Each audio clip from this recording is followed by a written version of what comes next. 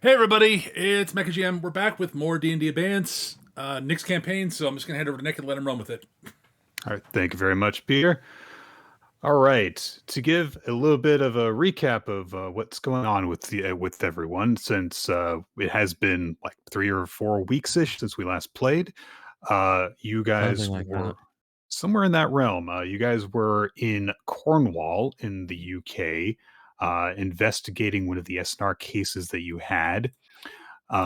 And after tracking it down, there were other things that came up in the course of your investigation. So while last session you did spend some time investigating the home of the SNR herself, there was also stuff that had come up involving there was a haunting that had taken place uh, that was affecting a young boy in the town.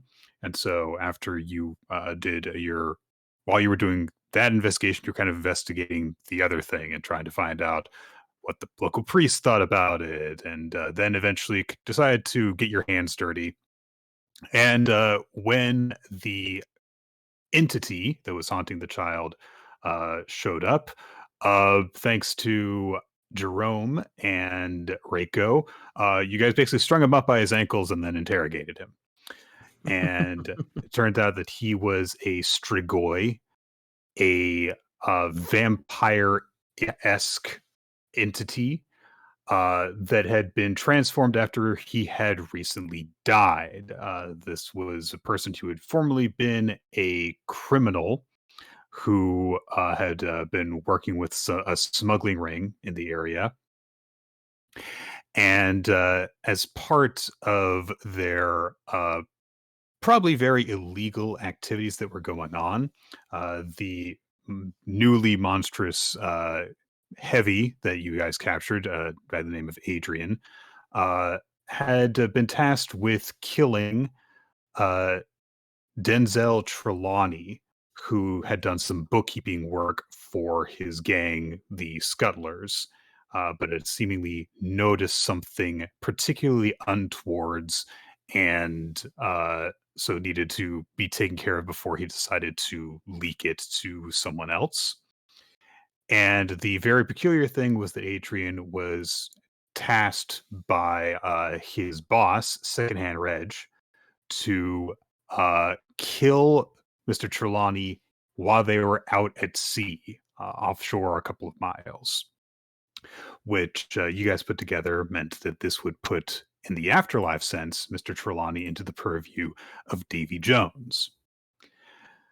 So, since then, you guys have coming back from that session. You had some, kind of paperwork to fill out, kind of situation.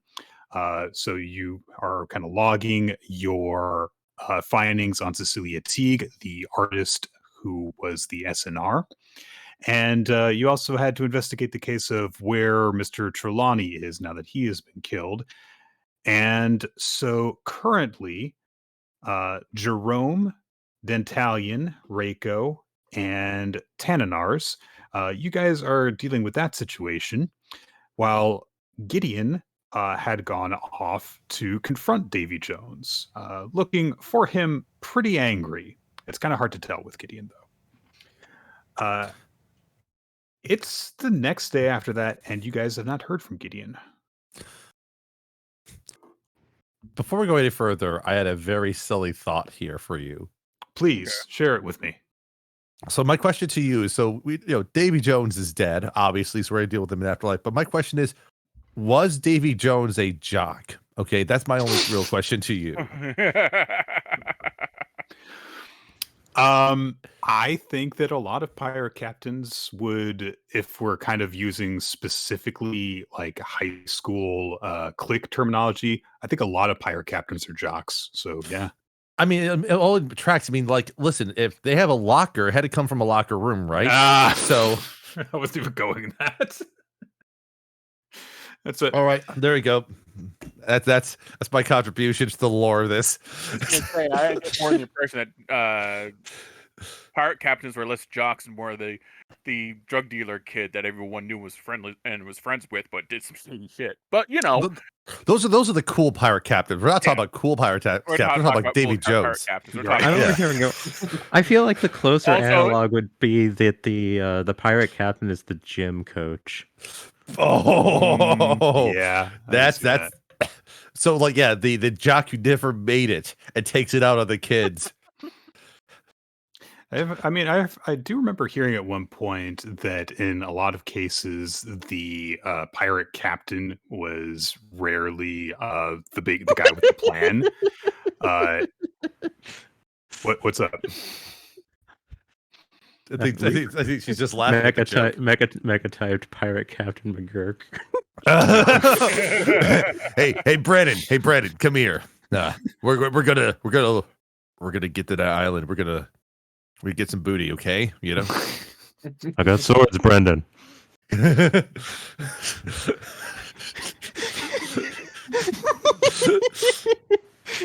I'm sorry. This thought came to mind while I was reducing a bunch of chicken stock. I'm like, are pirates jocks? Is that why Davy Jones has a locker? Well, they're not. They're certainly not not. nerds. They're Yeah. certainly not debate club captains. So yeah. Oh, you did not properly word your rebuttal. Well, fuck you. Yeah, so. I'm sorry. Challenging someone to duel on your honor is not a valid recourse. I'm disinclined to acquiesce to your request. It's such a good. That movie's so good. God damn it. All right. All right. So we have leads at the very least, though. Yes. You have definitely more information than you set off with, and someone has basically told you that not told you, but you have surmised that essentially if you want to find a mysteriously missing person, that it's going to deal with Davy Jones, and that's also the person that Gideon went off to confront, and you haven't heard back from him in roughly 24 hours by this point. How unusual is that for Gideon? Dentellion would probably know. He's been working with him for a while. I'm gonna guess that's probably very atypical for him to just be gone with no notice. Gideon He seems is to be pretty by the book. he's very fastidious. He Yeah. would probably have at least made sure to check in with somebody. And as his partner, you would probably be on the short list of people you would try and contact if he knew Right. you were going to be indisposed. I will check his afterlife residence first, whatever that might be.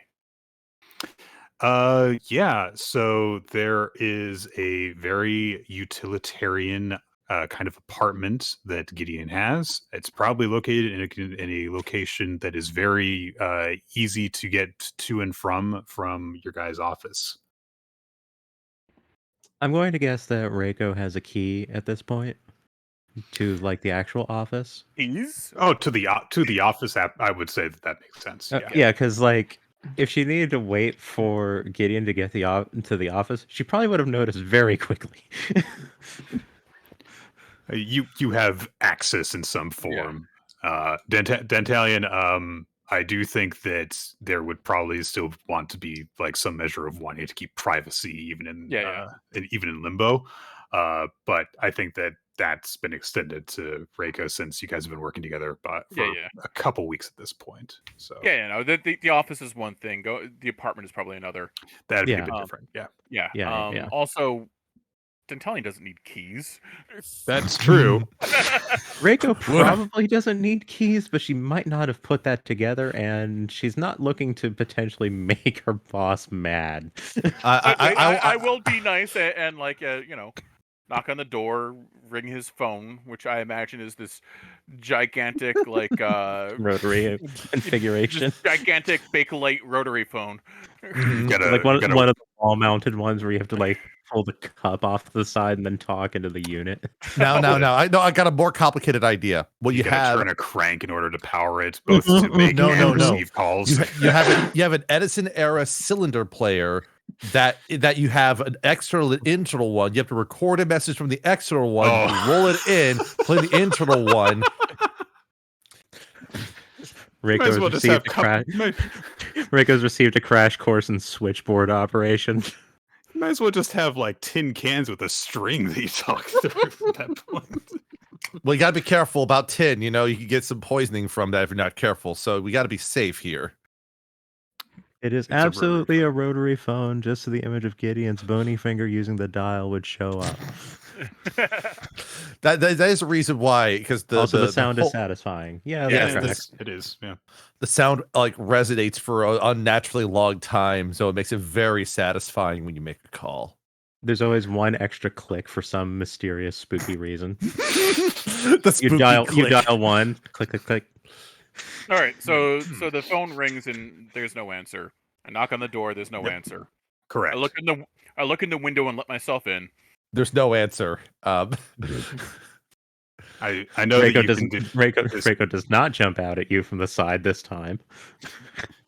Eric, I know you can do this in a very graceful and stealthy manner, but I do just like the image of Dantalion like very awkwardly stumbling through the window after pulling it open. Pulls the window open carefully, then punches the window open after opening it. I want to imagine that you force the window open. You go inside. You close the window. You punch the window open so the glass falls on the outside to confuse investigators. This reminds me from a scene from Walker, Texas Ranger, which I've been marathon watching. Why? Don't ask questions. It's hilarious and bad. But there's a scene where a mobster kicks open a door that is unlocked and already partially open just to break the glass in the door. Just like that's the energy there. It's probably one of those things where it's like they just kicked it open like 5 different times for different takes. And continuity, yes. Yeah. I want to imagine there's probably some subtle nicety about using magic to get into somebody's house. Like, it's one thing to like break open a window and open a door, but it's completely another thing to just poof into their house uninvited. Yeah, that's just rude. That's the worst thing. What if you it's one of those kinds of windows where it's, there's the glass at the top and the glass on the bottom, and you slide it up. So you break the glass on the top, reach in and unlatch the window so you can slide up the bottom, and then you crawl through the bottom. All right. So with all that chicanery aside, yes, you get into the apartment. It's it's very utilitarian. I make a comment about how it's basically just a cardboard box, an unopened one at that. I mean, compared to your place, probably. Oh yeah. Okay. He's not here. He's not here. And I'm gonna make an investigation roll for the answer that I already know, that he has not been here since we went off to talk to Davey. You rolled a nat 20 on that, so yeah, I'm going to say that you know that exactly. I think that's a perfectly valid and easy assumption to make at this point. Only notable things: bed folds into the wall, the phone, and the very nice chess set. Yeah. Not Battleship? Yeah. I think that that'd be Davy Jones's room. I think that it's fair to say, given how utilitarian Gideon's place is, how few personal items that he has, and that you rolled a natural 20, you find like everything that there is in this place very quickly.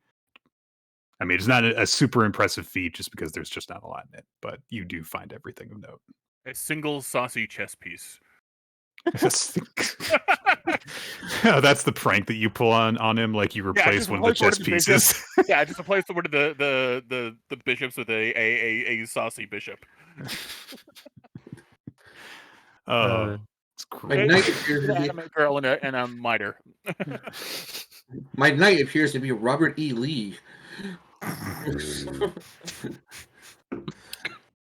Well done. Okay. That Yeah. means the saucy one is going to win.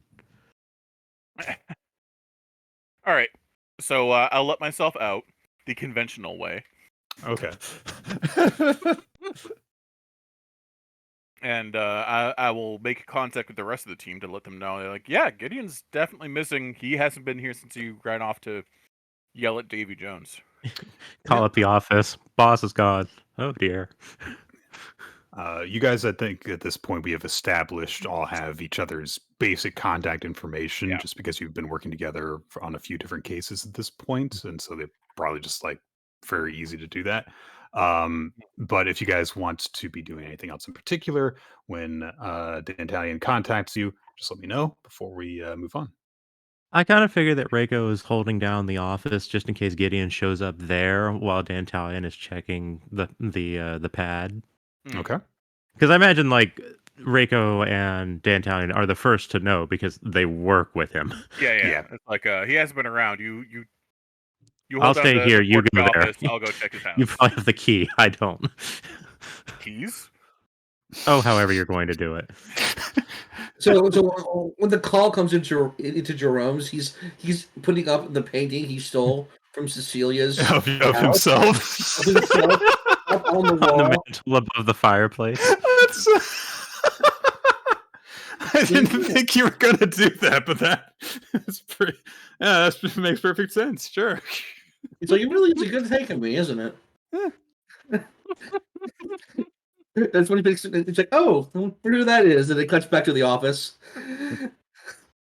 You're like, I'm just thinking of the Garfield meme of like the no face over it. It's like, I wonder who that is.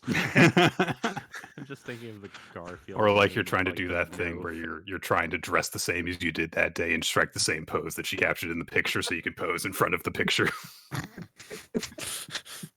Classic prank, just classic. You got to when you're down here for years and years in purgatory, you've got to find ways to entertain yourself. So, Mm-hmm. all right. Okay. Then, with that being established, I'm going to say if there are no objections, that you guys end up meeting up to discuss the absence of your coworker / associate / partner / whatever other appropriate terminology you want to use for Gideon.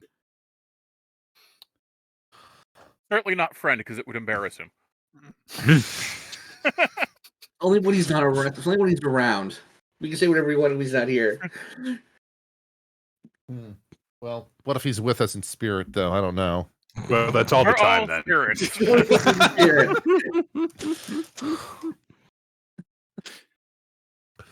All right.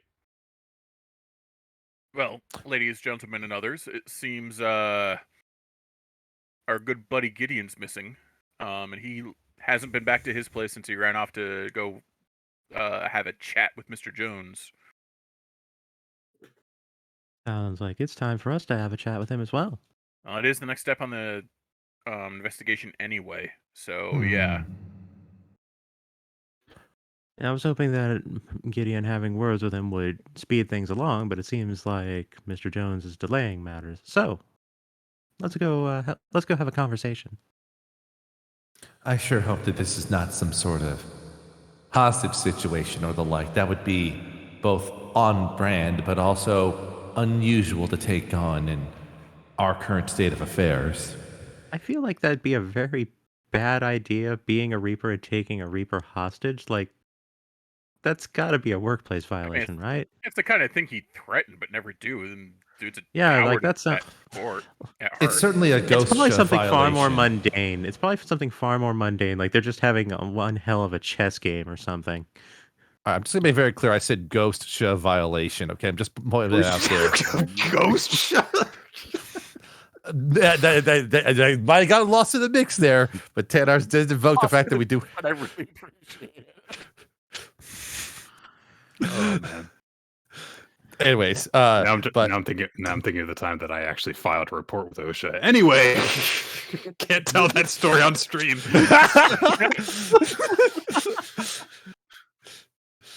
All right, so where does Davy Jones live? Quotation marks and work. Y'all can give me appropriate lore checks for this kind of thing. If you guys just want to like choose your best skill, just give me a justification for why you're using I have it. a question. Sure. Wouldn't it just be like in a contacts dossier that Gideon has lying around that I would have found at some point? That's gonna be a little bit tricky. So here's the thing about Davy Jones that you guys actually have heard previously, which is that even if you get in contact with him via mail or whatever, it's pretty typical for him to just never respond to it. and I'll give you more information as we kind of like go through the roly dicey bit here. But if you guys want to do like, I think history would be appropriate for most of you, religion, that kind of thing. If you Yeah, got something history, else, religion, same thing. Can I find one of his known associates and lie to them to get them to give me the place?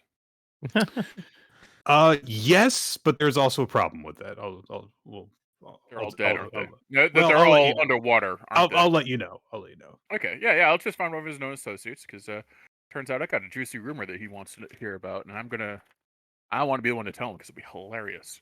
Okay. Jerome did not have. That's not a terrible role, but Ugh. Yeah, that didn't work out.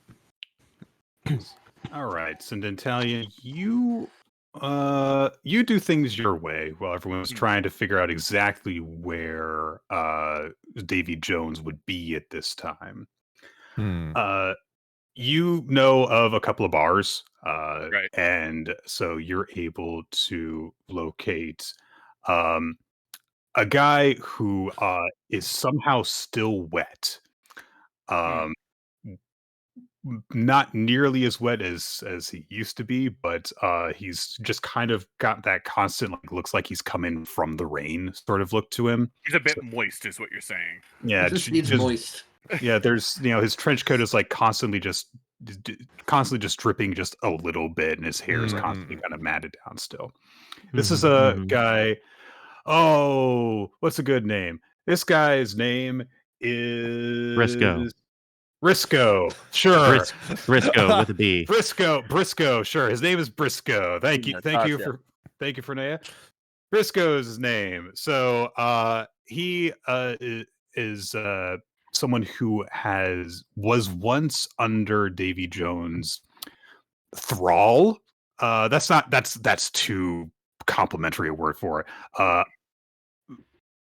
He was bound to Davy Jones until not too long ago, and he still hasn't recovered from the whole having to serve on Davy Jones' ship for the amount of time that he had to. So you find Briscoe by following his water trail, and deception. Okay, so you say that you've got some stuff that you need to share with Davy Jones. I got to share it with Davy Jones, and I need to see the look on his face when I tell him. Great. He looks at you, and he's not. I'm going to tell you this. He's not really sure if you're like if you actually have something to tell Davy Jones, but he can tell you're kind of from your energy that you're going to fuck with him in some way, so he is willing to help you out. So you were given a rough idea of where to find Davy Jones. Here's the problem. Davy Jones' domain within his segment of the afterlife, which is actually a part of Limbo, is the Ocean of Loss. It is a large body of water where things from the sea in the real world go. It has to be big. Somewhere within the ocean, Davy Jones will be on his ship, which sails around and gathers souls that have died at sea. And then pretty much what happens whenever he picks up a soul is that he then makes them work for him for usually a year, and then deposits them in Limbo when they have served their time aboard his ship.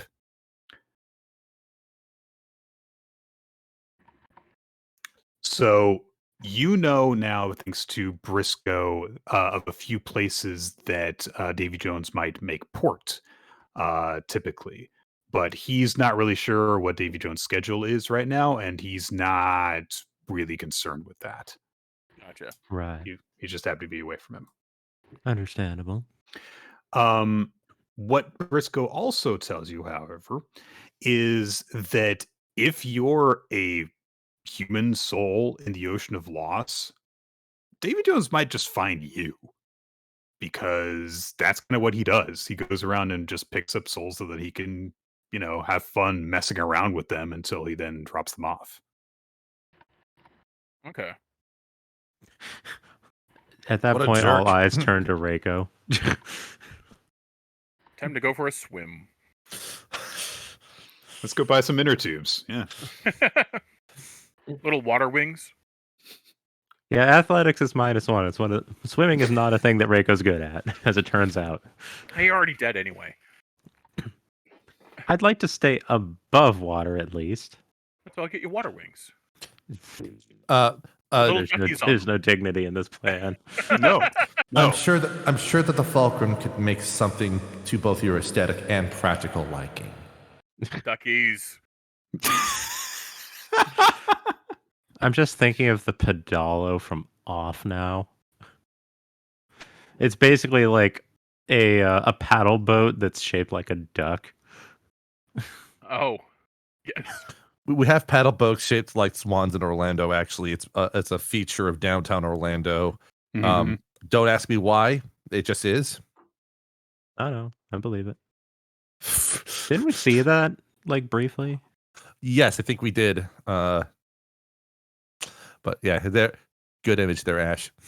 All right. Yeah, that's the one. In fact, Okay. So, yeah, I mean, I will tell you this. Briscoe lets you know that if you're trying to find Davy Jones, you could literally just jump in the water. Here's the thing, you won't drown in the ocean of loss because you're already dead. Right. You don't. it will, even really however, need to suck. breathe. It might be uncomfortable. And as Dentalian, you look at Briscoe. He might be understating that a little bit because he's Yeah. still wet. So. Kind of haggard. Gotcha. Jerome's just kind of there. It's like he's probably heard some rumors about the Ocean of Lost. It's like, I don't know if I want to get me in there too long or too deep. You are a rather feathery person, so.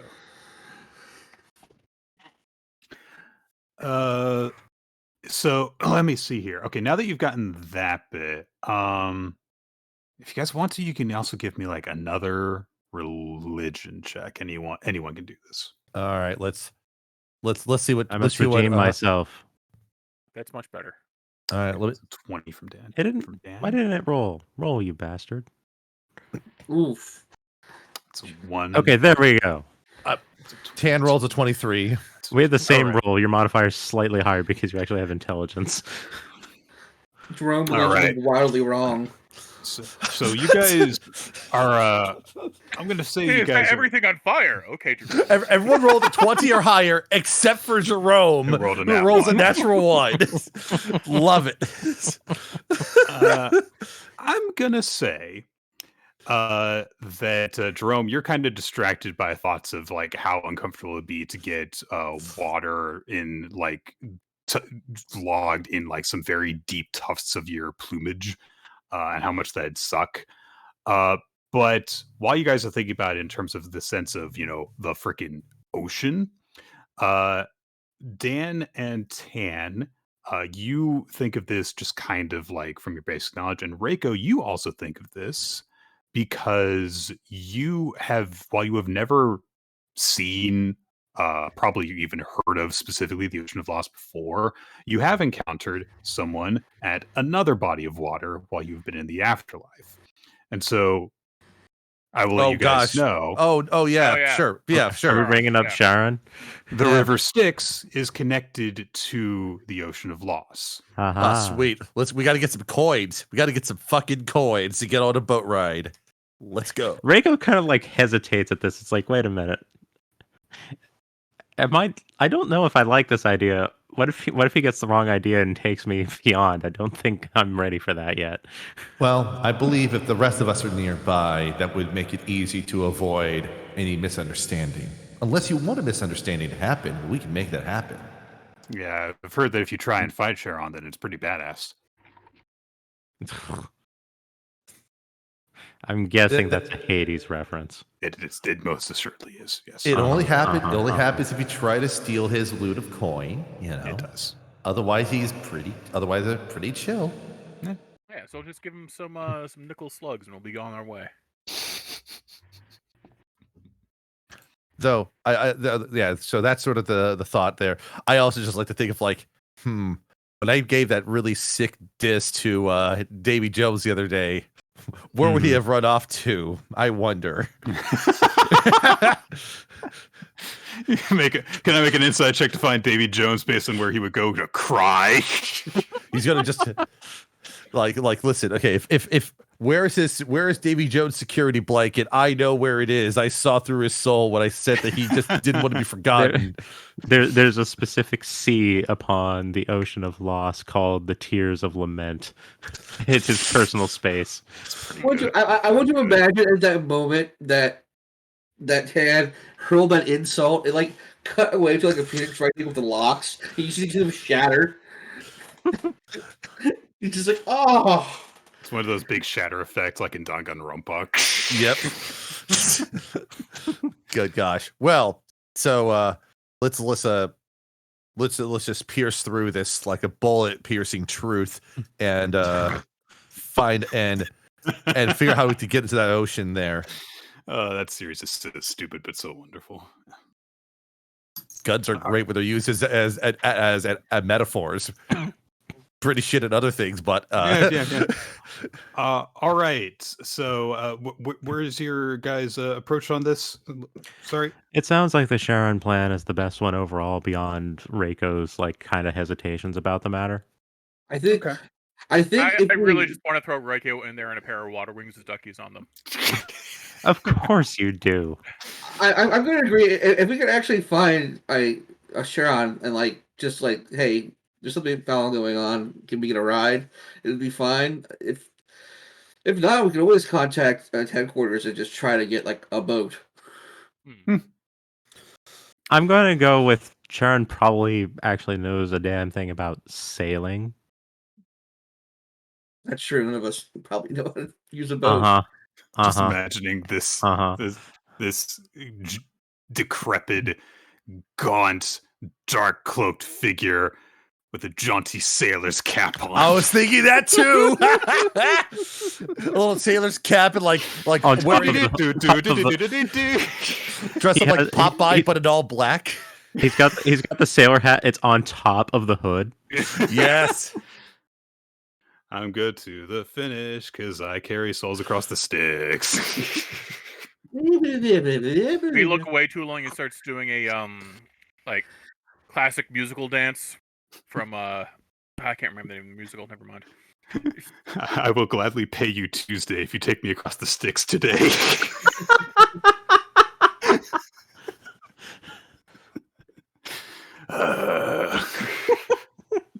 Given how skinny Sharon already is, he'd probably make a better olive oil. Oh dear God. All right, this is going too far. Yeah. I'm sorry. Like, listen. I take responsibility for a lot of these initial derailings, but it's worth it. Okay. It's too much. It's too perfect. I can't top this with the plan session if we keep going. So let's go. All right. You guys head down to headquarters, which fortunately is basically by one of the shores of the River Styx. We know this from when Reiko went down that tunnel. Yeah, I actually know this path. Yep. So you guys head there. Fortunately, if this Styx plan doesn't really work out, you can just kind of double back, see if someone will give you like a boat, and like, but we'll see about that. You come to the River Styx, with its weird, murky kind of, not even kind of, definitely otherworldly waters in this dark cavern, and it's luminescent and purple, as I recall. Yeah, it's leaky water. You don't want to fall in, or you'll lose your memory. If y'all can give me a perception check. Perception, huh? Mm-hmm. All right. Let me just. I'm That is first there, below bro. my. I've still got this, so I'll go ahead and knock you guys There over. we here, go. So. What's it called? The static, not Passive. the automatic. Passive. Thank you. That's below my passive. Yeah. You've got a 15. Jerome rolled a 17 straight. Yeah. So you guys reach this cavern. It takes a little moment for you to kind of adjust to just the weird illumination within the cave. But Jerome, you're the first to spot that there is a raft waiting for you, and a tall figure in said raft. Hi Uh-oh. again. Hey, how's it going? We got a favor to ask you. Sharon stares at you. We got to find DV Jones, and you know how elusive he can be. We were hoping you could give us a ride. You know this stuff better than we do. Make an insight check. Why would you make me do that? Because Once Oh, again, no, that below was my terrible. passive. Reiko. Oh, Mhm. bro. Wrong one. Okay, both of you. Reiko and Jerome. Sharon's boat is bigger than it normally is.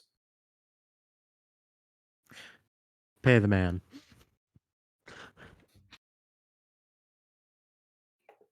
There is comfortable seating for 4 people. Sharon knows what's up. So, Justice can't carry money, so I don't have any? Could use that excuse. If you're trying to like sneak aboard the ship, or Okay, I'll give him or are you fantastic- hover handing over the check? Is that what you're doing? I'm handing over the check. I'm just over here going, this sounds like a phenomenally poor decision to make, trying to cheat Sharon I'm not out of his cheating Sharon. fare. I'm just trying to get a ride from you guys. I'm fairly certain that the office is covering this because we stopped by there and we're listing it as a business expense, or you know what I mean. I'm just imagining like, everybody's just passing, looking to like somebody else, and they eventually Jerome just kind of sighs, goes into his pocket, he pulls out a couple like old Arias or something, and just gives them to him. I'm gonna do a thing just because I think it's funny. Okay. Sharon holds out his hand in the same motion, Reiko, that he made to you when kind of Mm-hmm. asking for coins. And Right. there's four tickets inside his hand. Oh, okay. Mhm. Thanks. Reiko will provide payment and take a ticket. Yeah, as is Jerome. He's like, huh? I thought I already punched my ticket. Hey. King. All right. So everyone is going to be getting in the raft. Is this Yep. a good assumption? Okay. Yes. I feel you mean you keep saying raft. I think you mean boat. It's a raft. It's a boat. Hey, listen, yeah, it's a canoe. It's a toboggan. yeah. It's a catamaran. It's a skiff. It's a skiff. sloop. It's a kayak. A sloop. We're upgrading really incredibly now. It's a yacht. It's a super yacht. It's an air freight. You know, Listen, does It's an aircraft carrier. Listen, is it enough for us to get to Lich? I don't know. I don't know about that one. Also, I blew that one. You get it after you beat Lich. Never mind. All right, you guys get in Marilith. you guys get in Sharon's galleon, and he starts to row you off down the river. I like to imagine it's like it is just like pretty much as depicted in the image we have back here, but on the side it just says the galleon. It's a galleon. It's more of a half galleon, you know. It's a D7 class battle cruiser. It's a frigate. It's the USS Enterprise. Mm-hmm. Yeah, as It's a as Star Peter knows, Destroyer. Sharon's ever escalating watercraft. You know. Oh, what a great D&D spell that'd be. Right? Just starts off with a small boat, but like each round it just becomes a bigger class of boats. Inexplicably so, yes. It operates in a liminal space where if you look away from it, it gets larger, and then when you look back, it's always been the size you've been looking at it. So it alters your memory. Right. You know, Sharon's standard- artificial planet. All right, you guys get on Charon's USS Constitution and set sail. Yep. You are heading down the river, whereas Charon usually tends to go across it in order Gotcha. to carry people to the other side. So Sharon's Dyson Stands to sphere reason. continues on. Right. As you go down, eventually you see the cave open up and up until it's just no longer there. You don't really get the sense of the cave like opening up and you exiting it. It's just like no longer around you eventually.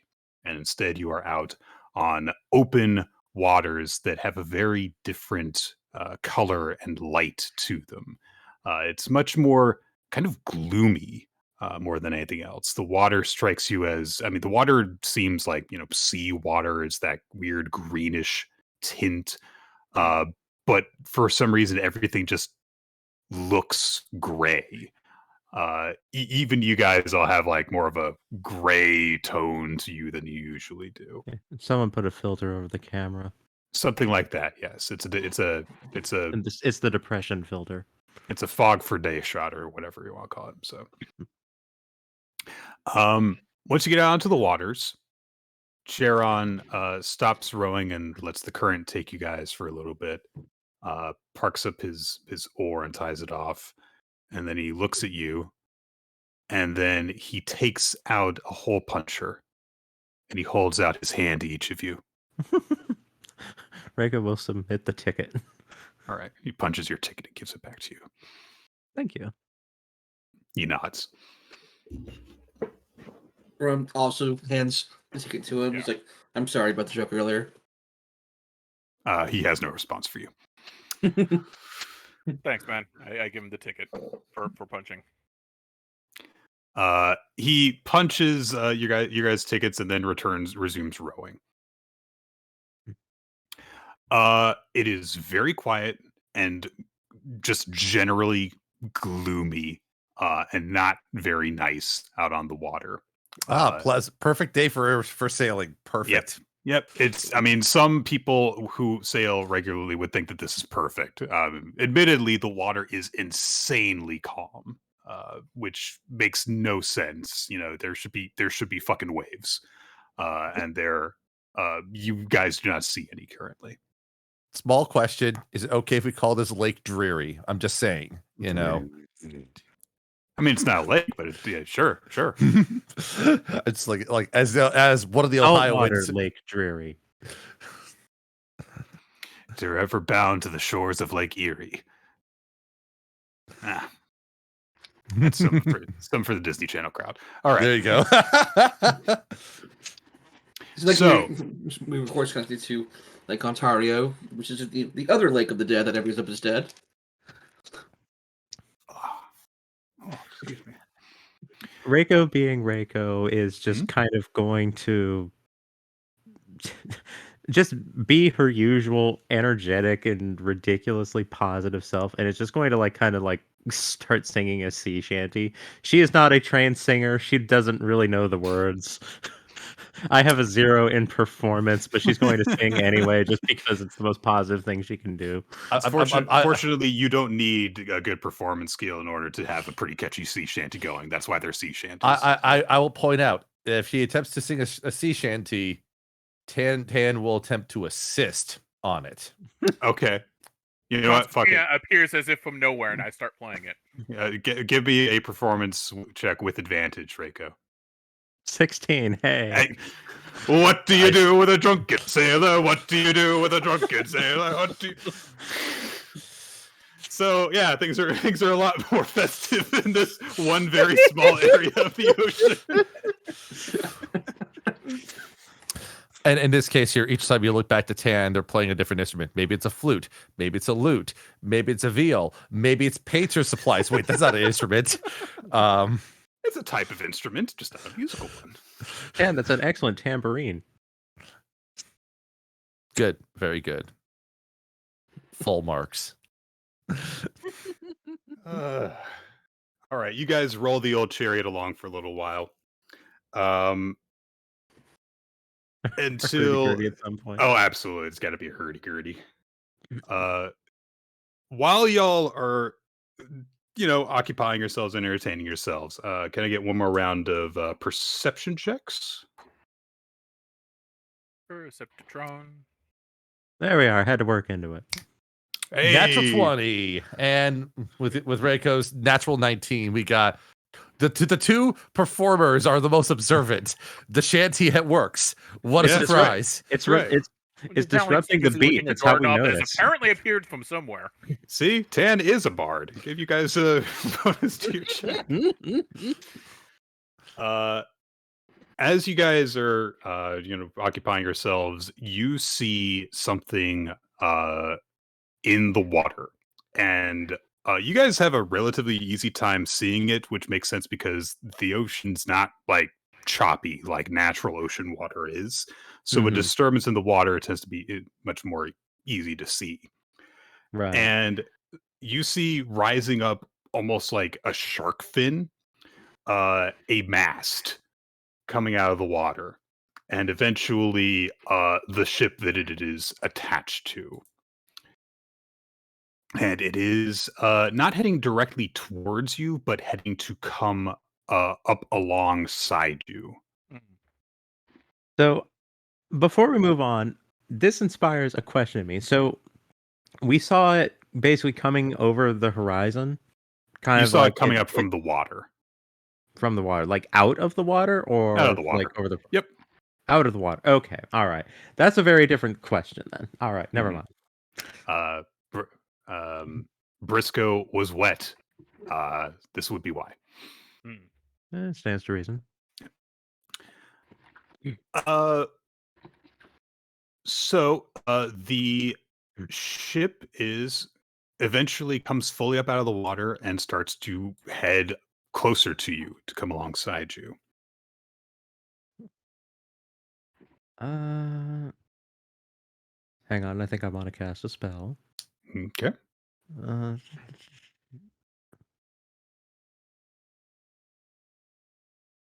I can't quite do that. Dang. Thaumaturgy lets me do some cute things. It doesn't But quite not that let me do cute. what I want to do. I might have like little fireworks as a signal flare, but I can't quite do that. I can. I have prestidigitation. All right, Reiko will suggest the idea to you. All right. Yeah, you guys just kind of hold up a torch essentially to wave them Just down. send it up into the sky. Yeah, why not?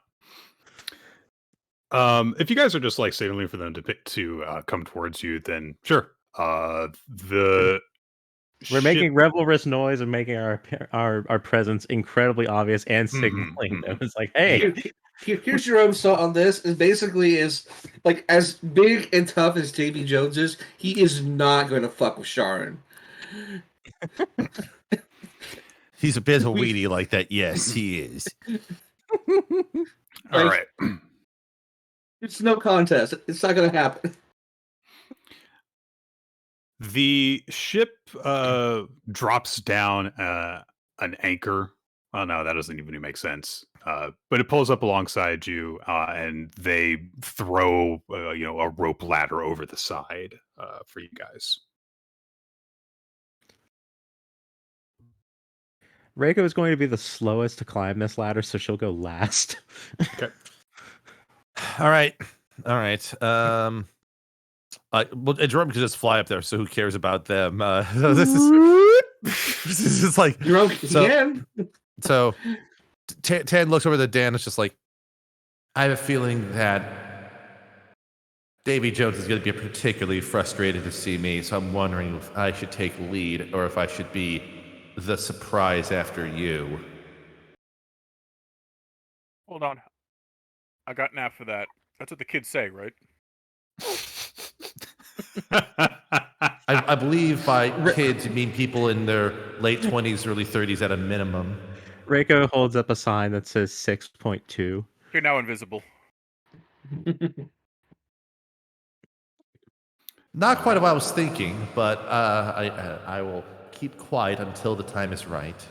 Yeah, make it just seem like immediate coworkers only. And then Tan will wait for Dan. Actually, wait for Dan and Reiko before going up. That makes sense. Sure. Yeah. Yeah, sure. All right, Dan first, then Reiko. All right. You guys board the ship. As you reach the top of the ladder, Dan, a pair of men reach out arms and grab onto your arms and to help you aboard. You thought Briscoe was wet. These guys are almost generating water, the amount that is pouring off of them constantly. Like the ship itself is dripping water by this point after having come up out of it. Somehow the people aboard it it's like they have just come out of a pool. In that first few seconds when everything comes pouring off of you. Yeah. They're just constantly doing that. Hey guys, thanks for the assist. Reiko will come up over the thing. Being touched by someone who is wet is usually not a very nice experience. No, like the ladder climb is tough. Oh, okay. That's also rope ladder's not easy to climb. Yeah, those aren't as much fun as they look. Like ladders are tough to climb. She's bad at the whole physicality thing, and it's kind of hard for her in particular to climb a ladder like that. So, like, she's appreciative for any assistance she gets, which is why I think it's funnier if she gets none. Okay, so Reiko gets aboard. Jerome, you fly aboard. Is that accurate? Okay. Jerome just kind of flies up, and he lands up, just dusts himself off. And the sailors at the edge rolled a 3 for their perception checks, so they do not see Tan do shit. Of course, they didn't see him. Of course, they didn't see Tan do shit. Well, they don't. They also don't hear, like the scuffling of you pulling yourself aboard or any of that. So you think I'm a scuffler? Jeez, they don't hear. I thought you did better than that. Well, let me tell you more it this way. Let me put it this way, Skitch. You can say the Tan got aboard however you want. They won't know any better. So who's going to challenge you? Okay, Tan went through the front door. Okay, got it. Yeah, the front door on the boat. Yes. Yeah. Well, yeah, we were just on Sharon's mobile home. All right. You Sharon's guys are now fallout shelter.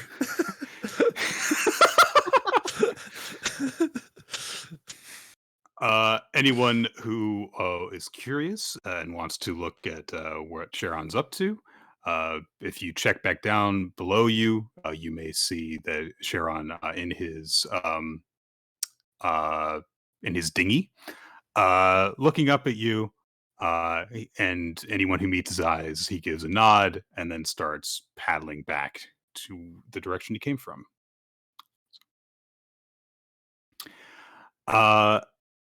The waterlogged sailors all around you. There are some that are kind of attending to various, just ship rigging duties, hoist the sails, etc., etc. But a lot of them are clearly distracted by your presence. Even among, a weird place like Limbo, like you guys are kind of an unusual sight altogether. And also, this is an exceptional case because these guys have only really known this place, this ship, since they got here. So they're not as adjusted to the goings on as like Reiko is, despite the fact that some of them have been here far longer than you have. Right.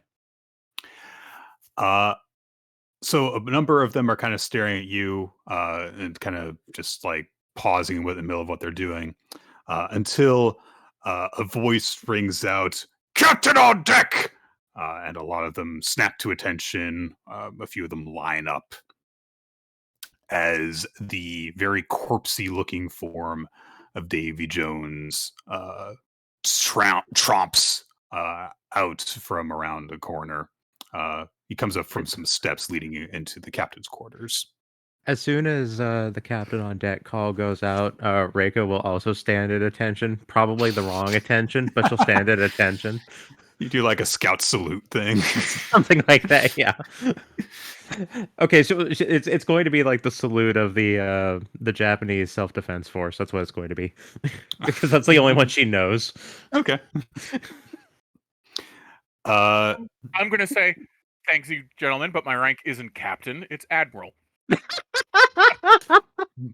And I'm here to be admired, and none of you are doing that here.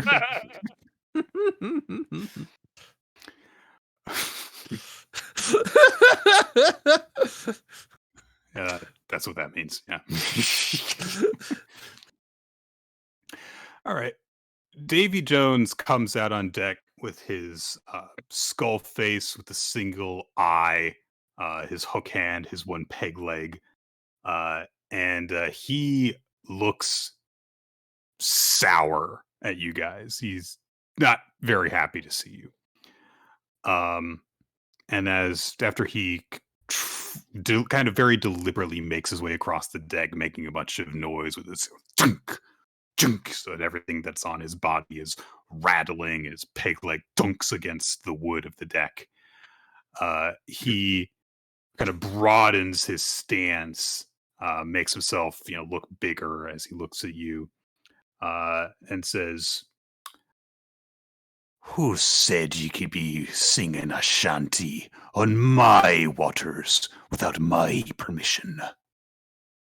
Hold on, I have an answer for that. I go and pull up my notebook and it says here, "Fuck you." More importantly, we have a few questions regarding Cecilia Teague and Gideon.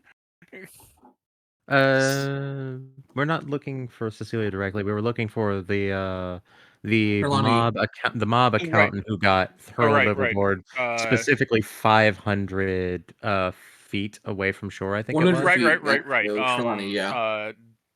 Dominic Trelawney.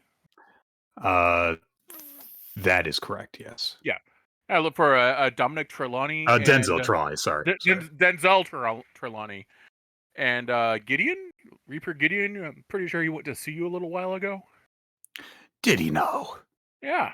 And what proof have ye that I know anything to do with that second-rate Reaper you call yourself a partner, or this Trelawney bloke that I know nothing of? Well, you're acting mighty guilty. Well, that's evidence right there, because any words that pass your lips are clearly a lie. You're acting mighty guilty when we were just asking for help. You come out onto my waters, and you claim that to have business with me, distract me by making merry, which I am the only one allowed to initiate on these waters. I refer back to the previous note of "fuck you" regarding that.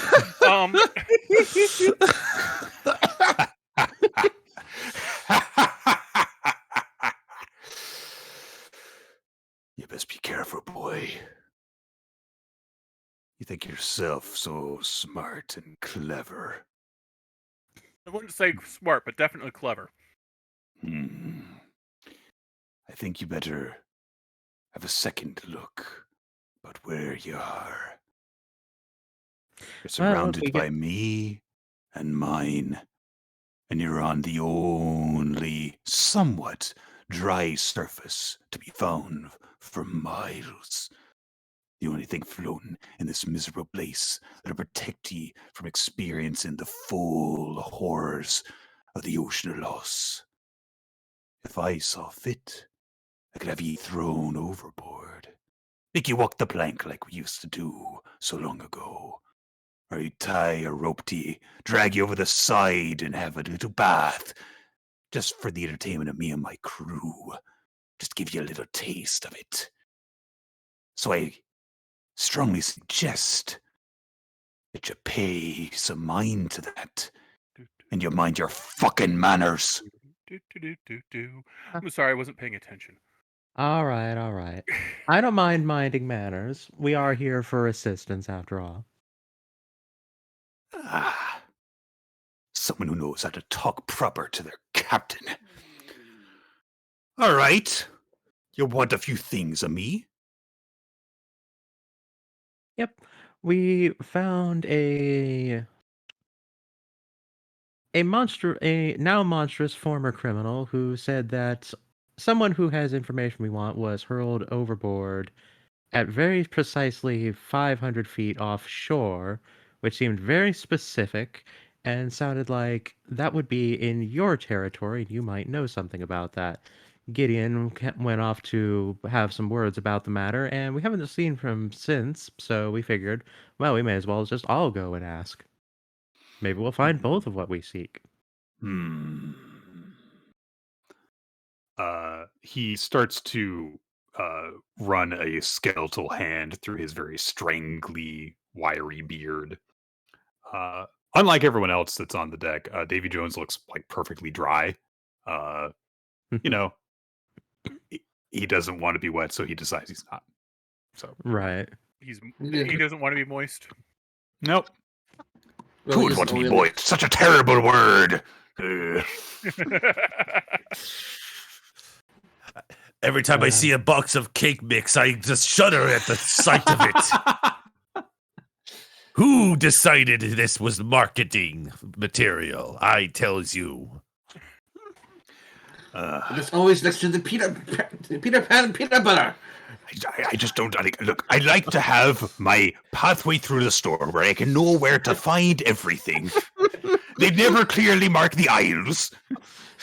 And as a pirate, I know how important it is to have marked aisles.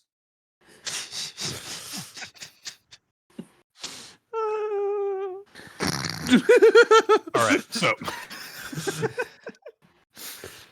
That hit a little close to home. Just gonna put that out there. in reality, Davy Jones considers what you have said for a moment. He says, "'Tis true that any unfortunate soul what perishes that distance off a shore would normally fall into the ocean of loss, fall within my domain, and most likely wind up aboard me ship. All right. Men!" He looks around at his crew, some of whom are women, by the way, and says, "Be there someone amongst ye named Denzel Trelawney? Come on, speak up. There's people who want to have a little chat with you." Oh, well, as you can see, it seems that there's no Denzel Trelawney here. We were hypothesizing that if they didn't end up here, then they would be becoming some form of monstrous interpretation of themselves and not pass beyond. Would you say that's about accurate?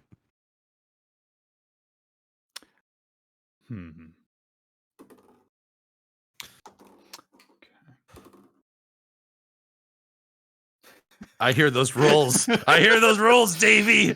You All can't right. hide. He looks at you all and says, "Oh yes, of course. There's the exceptions to the rules of the afterlife in terms of metaphysical things that would happen to one's soul in exceptional cases that I, as a reaper myself, need to be quite well versed in. Yes, but I don't want to bore you with the details of that. Even with so Davy Jones has a pretty high deception roll. I rolled a 5 on that. I rolled even lower for his knowledge check. So All right. I'm gonna say that you quizzing him and threw him off. I would like to make my entrance at this point here. Oh boy. All right, if you want to. Okay. I'm just like trying to think of how. Okay, all right. So I will, in response to this, I'm trying to think of the best way to do it. I will just cast the spell Prestidigitation, which is sufficient to break the invisibility. To just what am I gonna do here? I'm going to I'm going to just manifest like the sensory effect of like little sparkles and stuff like that as Tan just fades into view, standing nearby Reiko, and just being like, Now, Captain. You know, I know that you're a bad liar, but that's poor form even for you. Davy Jones, one eye twitches over to you as you appear. He doesn't jump the way that a lot of the people on the deck do as you beam down. But he just instead just kind of glares at you. Yeah, what, you brought him too? Essentially, yes. that's all I wanted to do, is just make my entrance like that, just like good job, just being shit at lying. Bravo. So, That right, is so- lying. since evidently Reiko is the one running the diplomacy here, which is a horrifying idea to me, but that's how this is going. So I'm gonna keep doing. I have assistance so I could aid in this, but Tan will look at Reiko to decide to see if Reiko wants Tan to take lead or for Reiko to proceed. That's basically what Tan's offer is to her at this point. Reiko will proceed for the moment, but is willing to switch off if it seems like that would be a good idea. Mm-hmm. Um, I'm And actually is- going to use Dan transporting down for all intents and purposes. Just sort of like move my way down the deck towards the stairs. Okay, sure. Shall I do something like to try make a roll to see how much of a diversion I make in that case then, or yeah, so we'll do Reiko's diplomacy check right after this, but yeah, I guess in order of things that are happening, Tan make a performance check, Dan make a stealth check. All right, that's only a 10 on the performance. All right. I'm gonna use my little thing there to my yeah. So Hold Reiko on, is I'm gonna use my inspiration there. Nope. Oh, All right. boy. All right, awesome, cool. You All right. very obviously start to slide around the bridge. Everyone's looking at you as you move. Reiko, hit me up. I'll What you keep going doing? unless someone stops me. They stop you Right. at the stairs. In any case, so in any event, so if we are correct in our hypothesis that there's a very specific form of maritime apparition that comes out of something having this particular form of demise under given conditions, if we could receive any kind of assistance in following that lead, that would be very helpful. It would help us with this whole SNR nonsense so we can actually get things back on track proper. All right. So Davy Jones looks at you, Reiko, as you say this. Go ahead and you can give me a diplomacy check. With advantage or without? We can say, I think that we can say that one of these people is helping you. So All right. I think that's fair. All right. Persuasion. Here we go. 16. Oh, All right. boy. You didn't even need That's the pretty- that's pretty inspiration. good. Yeah. So Davy Jones looks at you, Reiko. He looks with far more vitriol at Tan, and his eye also kind of darts over briefly to Dentalion, to where There's- Jerome is, who I just because it hasn't really been established yet, I just kind of just imagine Jerome's in the crow's nest, but that's that doesn't have to be the case. I just and he kind of starts to tap his chin by he like drums his fingers against his chin, which makes a very gross noise because it's bone clacking against bone. Clacky, clacky, clacky, clack. Yeah. And he eventually grins, which is also a little hard to tell because he doesn't have lips. And he's like, and he just stomps his peg leg in a rhythmic pattern twice. And immediately, Dentalion, some of the men that kind of cut you off from going down the stairs to his quarters start to hustle down there. And as this happens, there's also a bit of a ruckus among the crew, and a few people who were, still pretending to go about their duties, instead start to kind of creep in, and there starts to kind of be like a ring of people forming around the edges of the deck. And Davy Jones slowly strolls towards you with this very kind of cocky air to him. And he says, "So, shit at lying, am I, boy? Why don't we put that to a test, hey?" I mean, if you're interested in failing, sure. Here come. Oh, ooh, I'm calling it. I'm calling it now. It's liar's dice. You're not 100% wrong. All right. So, can you guys see those? Oh boy. Yep. Okay. A table is brought out and some stools.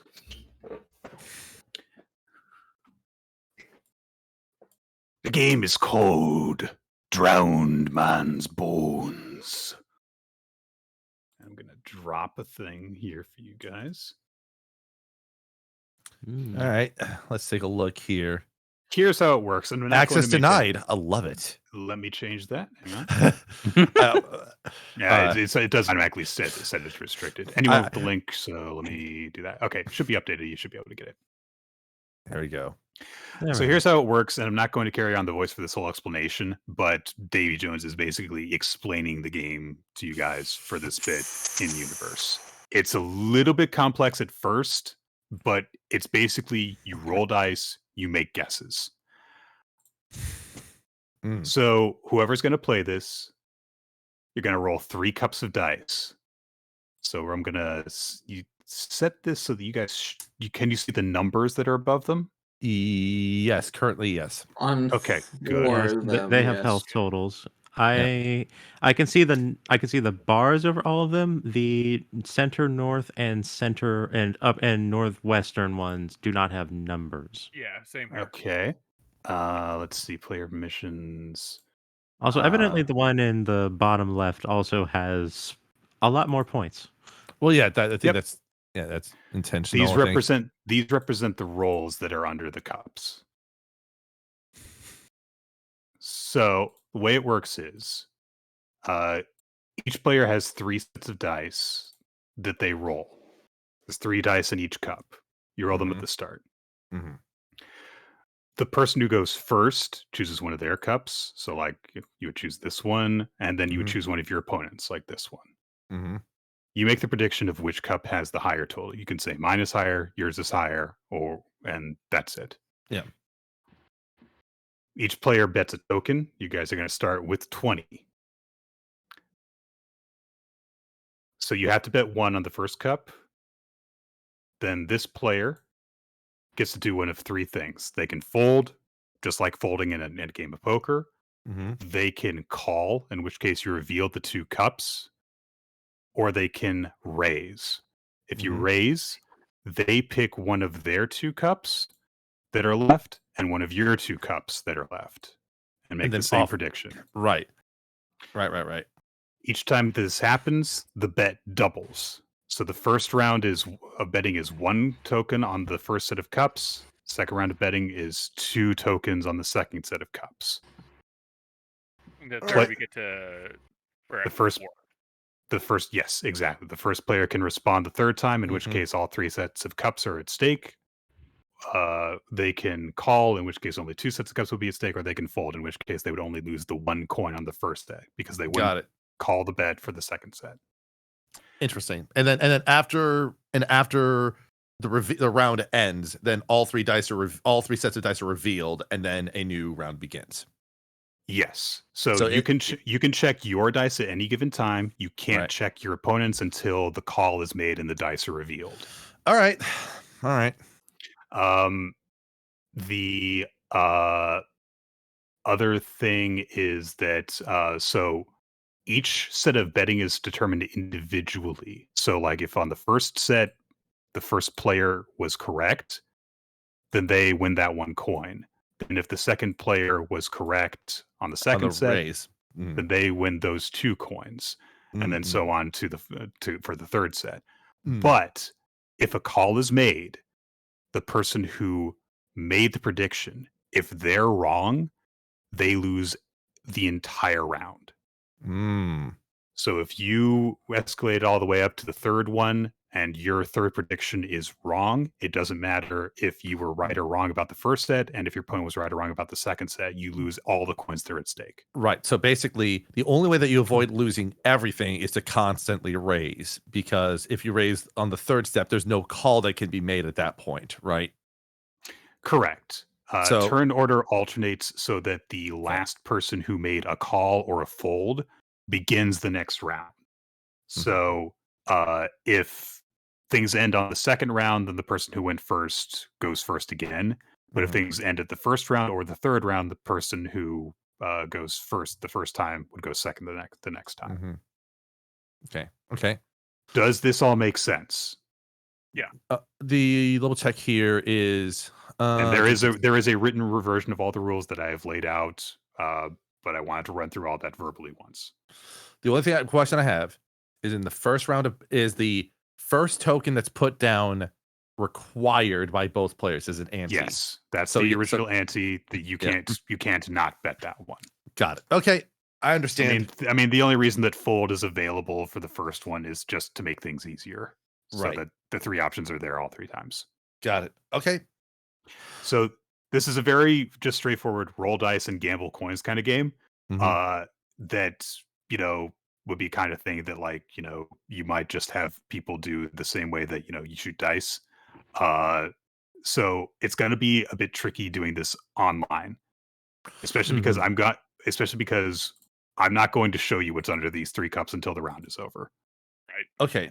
So, all right. Well, Seeing as how this is all a matter of like he's trying to prove a point about his capacity for deception, it sounds like this basically could be considered a thing where we could have like hints if we do well on insight or perception. Well, speaking of which, Reiko, that's a great through line into this. Anyone who is here can make an insight check while the rules are being explained. And based on what you guys roll, I may tell you different bits of information. Especially if you have specific questions for things you're trying to listen for, let me know as you're rolling. Okay. So I need to actually like play a thing before I really get the rules. I can't ever learn the rules just by hearing it. We can do a dummy round where I'll yeah. show you stuff with all of the values revealed. How's that sound? I'm happy to take part because I understand the rules enough where I can take place as like the participant. Yeah. So we'll do that. We'll do it with the values revealed. So, all right. So do you want me to be player A or B, Nick, in this case? You guys be at the bottom, I think. All right. One thing before we start. Jerome kind of walks up and he takes a look at all the cups. He's like, one moment. And he quickly casts Detect Magic to make sure somebody's not cheating with the cups. All right. Make no, you don't need to make a check for that, right? You just detect magic. Yep. You just detect are the objects magical and what school magic they are underneath, but no more specific information in terms of what is written. However, if he does detect that they are magic, he can then kind of identify and figure out what exactly is wrong with them. Okay. You do not detect any magic from the cups or the dice. With the dice, there are no dice currently. Okay. They're in like a box that is locked up, currently next to the cups. All right. And there's nothing coming from the box either. Sorry, can you repeat that? There's nothing coming from the box either because he can detect it within 10 meters.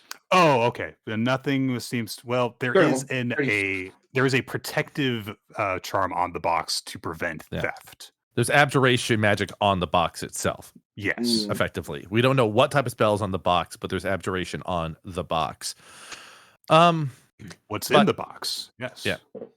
Well, So, but so what's the penalty for cheating? well- That's my first question. Well, I was. Hmm.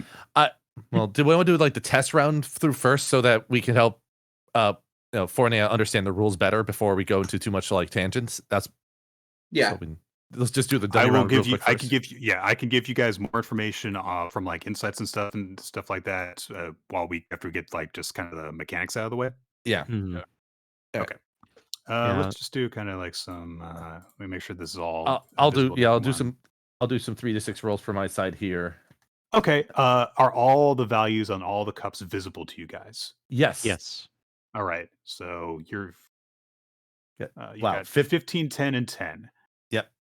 Okay. You should be. I should just be able to just do that. Yep. Can you guys?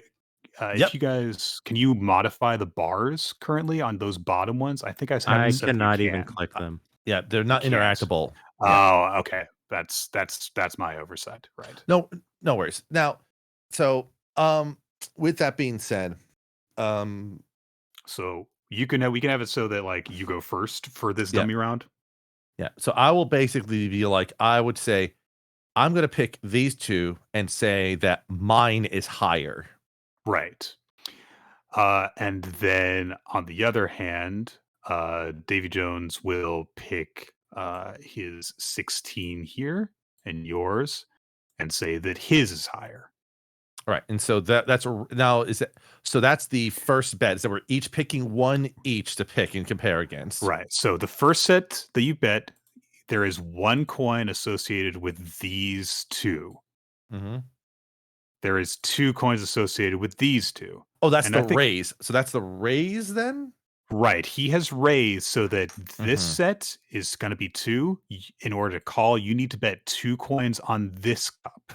Right. In So order to basically, raise, you would need to bet 4 coins on this cup. so In basically addition to the 2 Yeah. coins on the previous So- cup.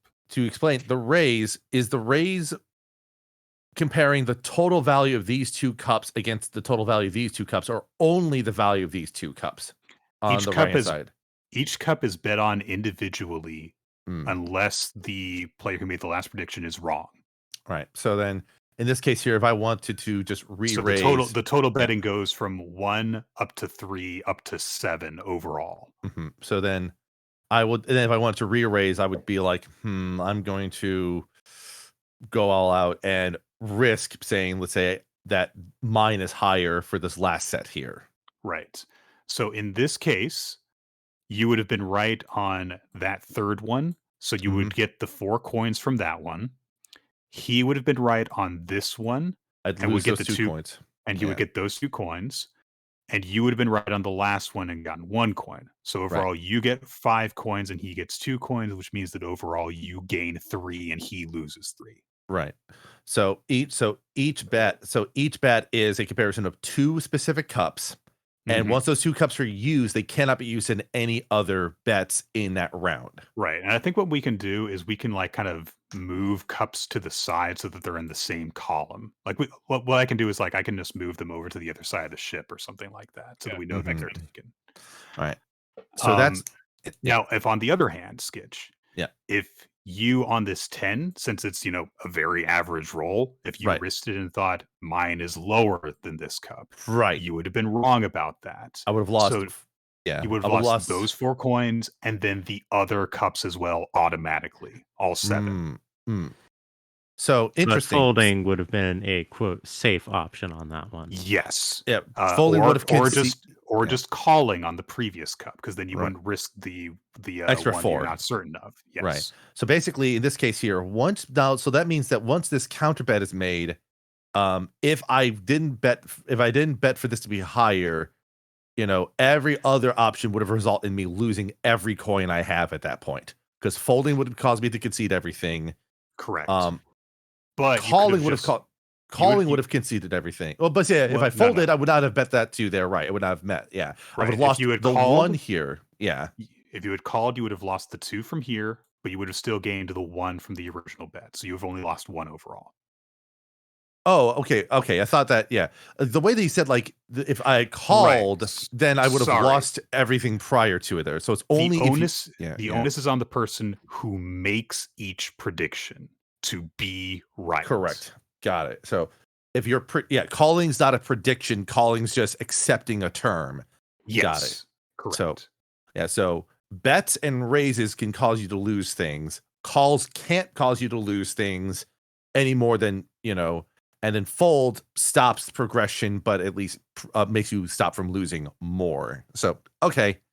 And also, if you fold, you don't have to reveal the rolls and stuff like that. Correct. Yeah. So you don't prove whether they're correct or incorrect there. Yeah. All right. I am not sure if I can take away this stuff. Let's see. If I select hidden on this one, does that actually hide it, or can you see the bar is still full? Yeah. Okay. I'm gonna need to just actually keep track of those myself then, because I can't find a way to actually modify that in a way that it will still hide it from you. Yeah, I can't seem to actually do that. I'm sure that there is a way to do it, but I just don't have a mastery of Roll20, so I'll just keep track of it. Notepad. Yep, pretty much. I mean, I could do the same on my side too. And if you need evidence, I could. The problem I have is is there a way for me to do a roll as hidden to everyone except for me, for example? I don't know if that's possible. So I'd have to use an external tool to roll as well.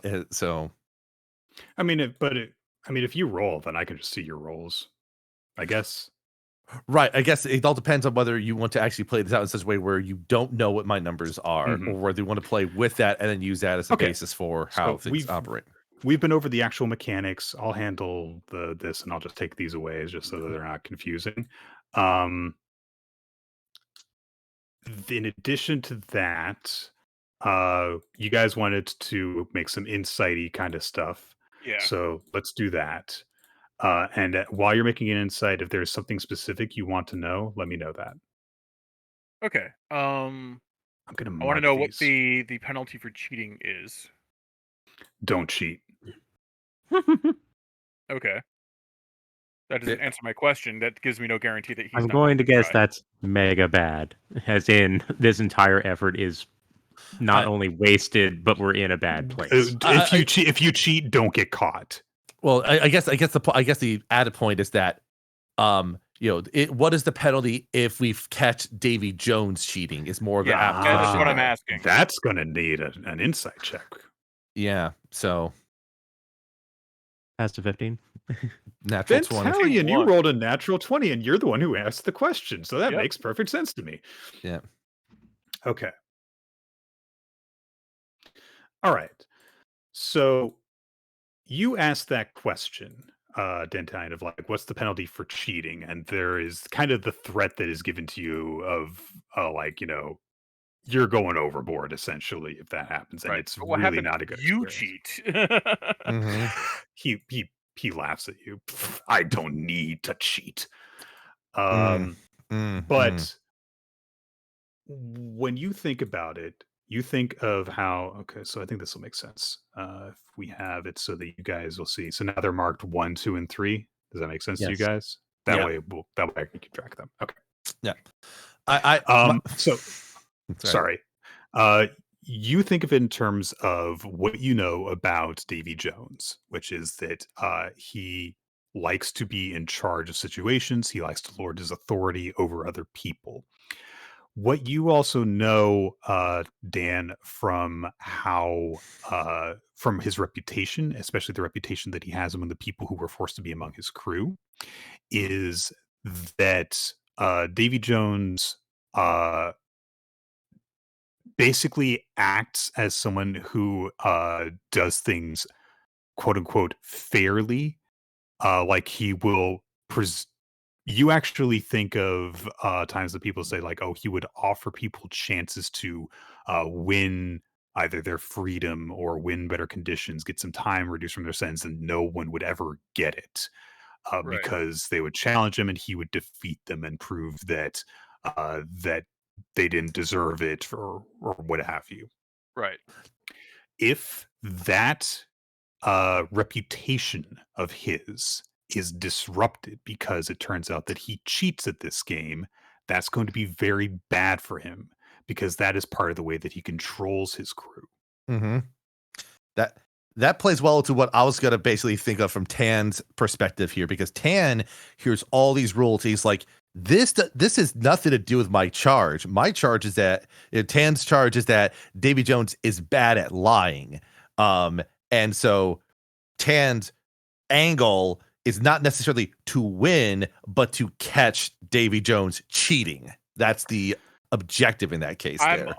Tan, you with your So- 19 insight, while you're thinking about this, when they go over the cheating angle with Dan, you know immediately there is no way in hell that Davy Jones won't cheat if he's in a losing situation. Correct. Yeah, That is absolutely going to happen. I actually have contingencies for this. Okay. Yeah. So I have ideas of how to fuck with him. Yeah. All right. Not to give any disrespect to the rules that you outlined here, but like this is just the in character thinking. We'll talk about what I did to go into this a little bit later, but let's not worry about that right now. Yeah. Reiko, Jerome, I know you guys didn't roll as well as the others, but is there anything you guys are watching out for currently, or trying to surmise from what Jones is currently angling for? The main thing that Jerome is because all eyes are going to be on Davy Jones and the person playing. He's going to be his eye on the crew. Make sure that it's not that if cheating does happen, it's not coming from somebody in the crew who's working for Jones. Okay. Let me treat that a little bit differently here. Oh, okay. Yeah.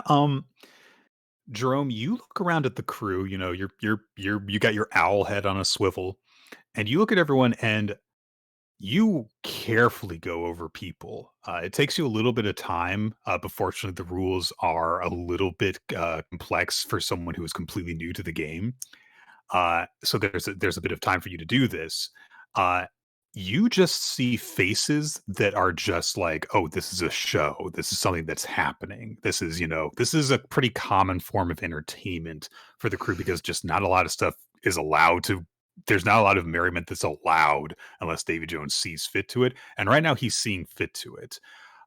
So you're checking to see if like anyone's in a position where they're going to try and like slip him some loaded dice, or if they're going to do something to mess with your guys' rolls or be over your shoulders and report to him what your roles are.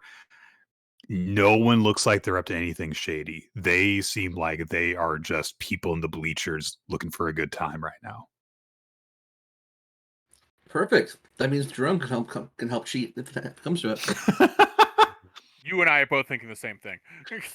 Yeah, Jerome definitely has a way that he could alter the dice in somebody's favor if he needed to. You and me both, yeah. That's okay. By the way, here's a quick question for you. Here's a small second. Sorry, go ahead. My question is outside counsel allowed? Like, for example, I think he's lying and your hand is X.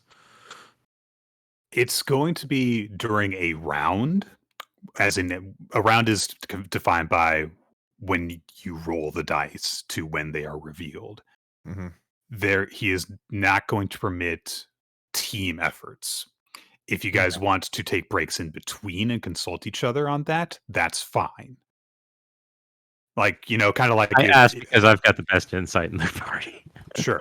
It's like, how like in boxing, you're allowed to do all the consultation and stuff in between rounds, but during the actual fight, you're not supposed to actually shout out advice to the fighters. All right. So I think the way I will utilize my insight is if there are any between rounds, Reiko will provide counsel and try to provide like stacking bonuses if that's acceptable for like Yeah, any okay. kind of like ticks or other kinds of, you know, what's the word I'm looking for here? Sure. Tells that he gives Tells. away.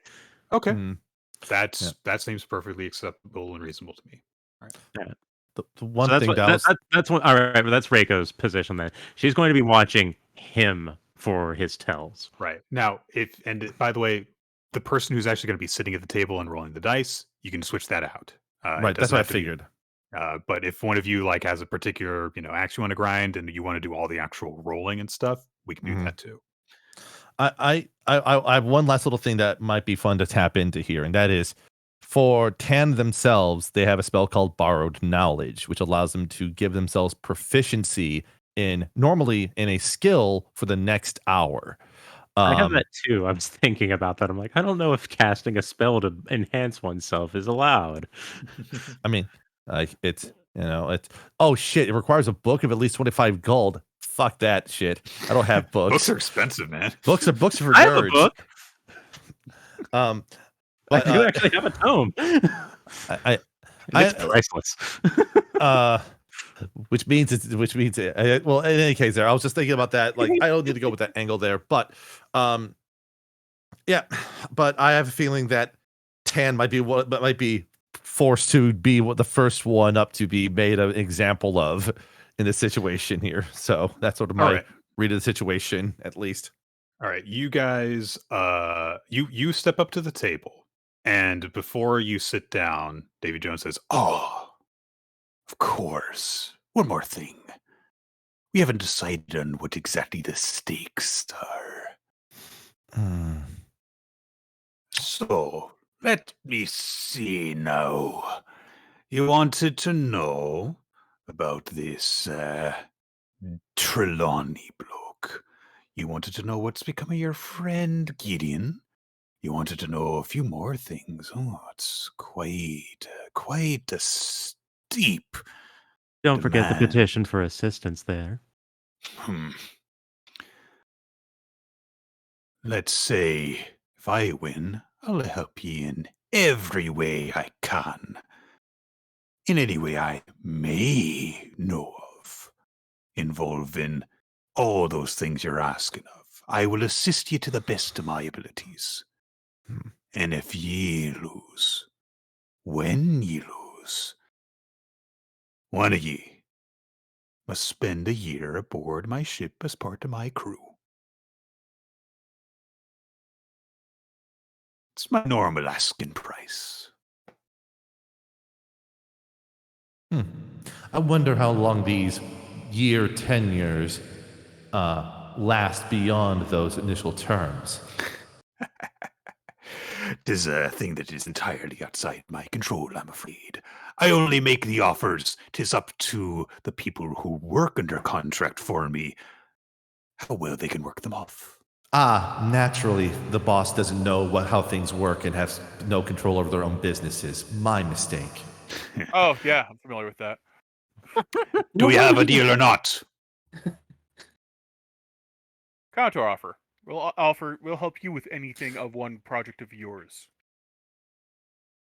Why would I lower myself to one project when I can have you be working for me on demand for a full year for anything I fair might bet. need?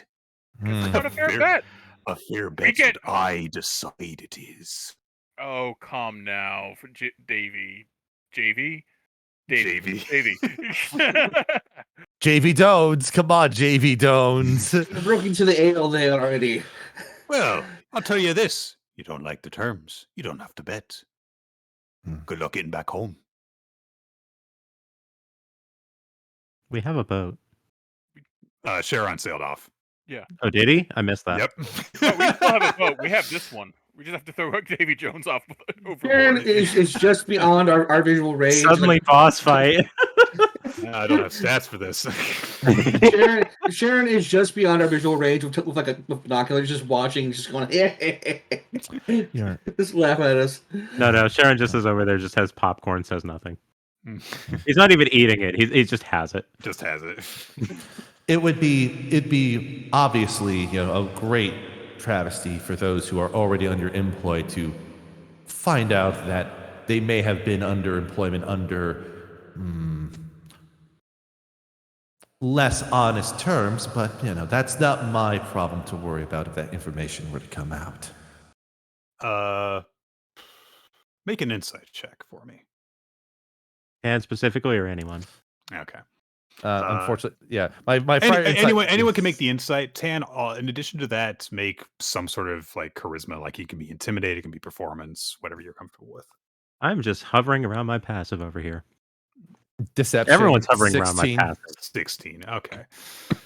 I think that's good enough. Davy Jones looks at you, and he just kind of smirks and gives a little shake of his head, which you don't really know exactly what's going on in his head, or if he's just being cocky.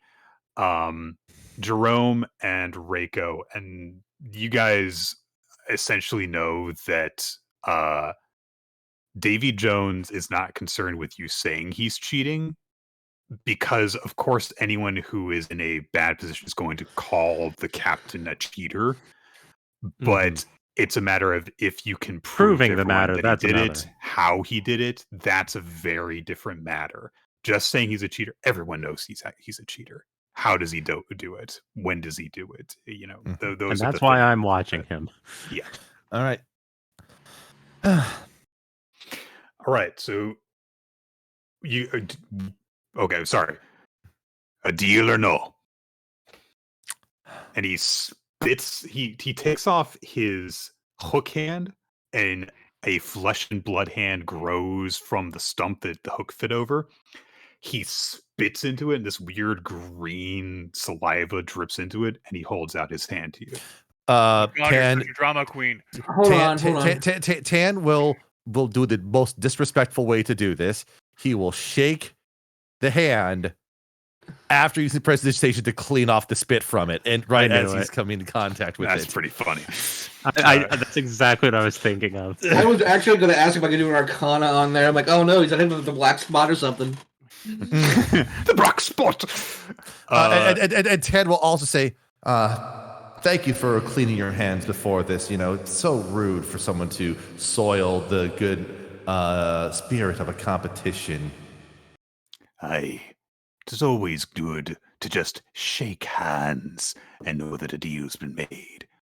And his hand comes off of his stump, and then it begins to dissolve into flesh, and the blood and muscle peels away, and then the bones of his bony hand tumble out of your. It's already off the side of the ship by that point. Okay, he just throws it off. It starts to do this whole like CGI effects thing, and you're not even paying attention. Yeet. Yeet. Wait, oh, I wanted finger bones. Roll the dice. All right. How do you want me to roll the dice? You can just roll them within the den. I guess I'll set the cups. All right, here we go. All right, everyone gets to see what these are at least. So, sorry. Good. Okay. All right. So I should just be able to do this. All right, you get the first bet. All right. Tan will. Let's see here. We got. All right. Yep. Yeah. Tan will be just low. Sorry. Let me make sure the reverb's on there for that. Just low. All right, we're going to put those to the side over here and match them up. That makes sense to you. All right. Davy Jones looks between some of them, and he will. All right. He taps this cup, and he taps this cup, and he says, "Hi."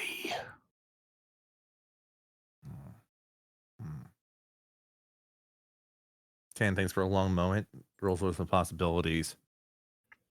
Decides to just go for it for this round here. Might as well throw caution in the wind, right? Taps the remaining 2 top cups and then says, "Hi." All right. Call. They flip over the cups. Yep. He rolled a 12 on this to your 14, so you win that one. Okay. On his bet, your 5. He That's- roll. Yeah, that's Sorry. a 5, yeah. Mm-hmm. No, you're right. You're right.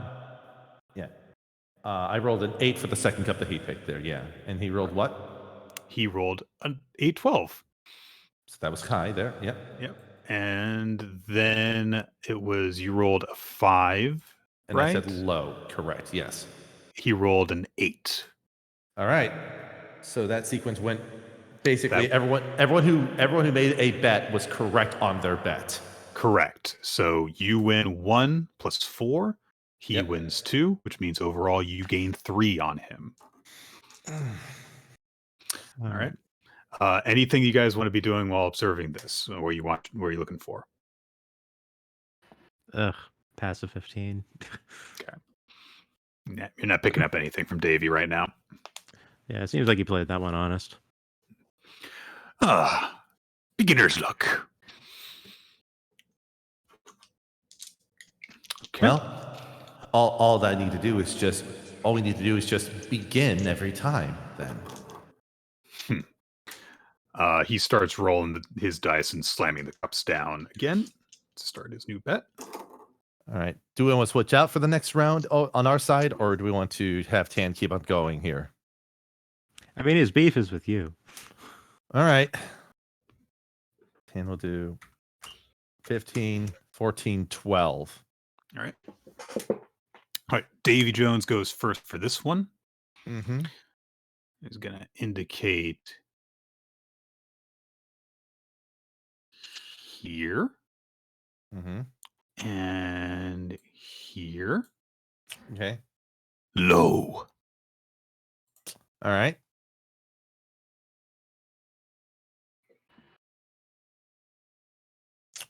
Tan will take the 14 cup, target cup 1, and bet high.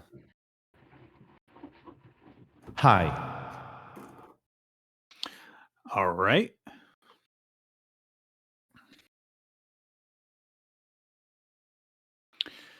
Put those to the side. And then lastly, Davy Jones indicates his cup and your cup, which I should have been updating these values on. I know what it is, so and he's going to say, hi.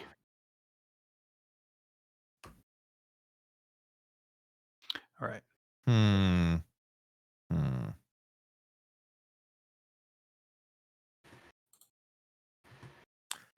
Tan sees the high call there.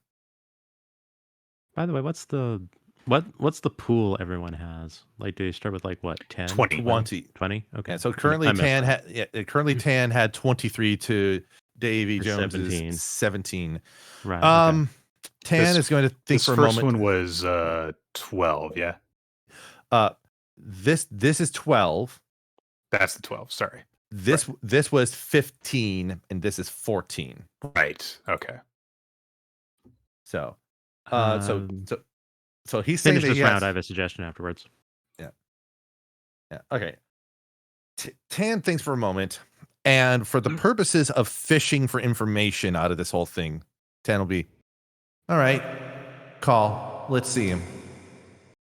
All right. He turns over his cup. So his third cup is a 13 to your 12. Okay. The second cup, the one that you bet on, yep, that is a 17. Okay. And the third cup, which he bet against your 15 low, is a 10. Okay. Oops. I just knocked my headphones out. All right. So that was a sweep on his part. I think the interpretation is that you had one wrong, so you lose. No. Well, I was wrong on that bet, and I lost everything beneath that bet, if I'm not mistaken. Correct? Davy Jones was the one who called on you called him on the last one. Yeah. It's just that all 3 predictions went in his favor. Yeah. It wasn't that. It wasn't that my last bet. It was if right. If his it's something where if his raise was wrong, he would have lost all of it. I believe Exactly, and that would have overridden your incorrect guess on the middle one. Right. Hmm. So in this case here, I called. So Yep.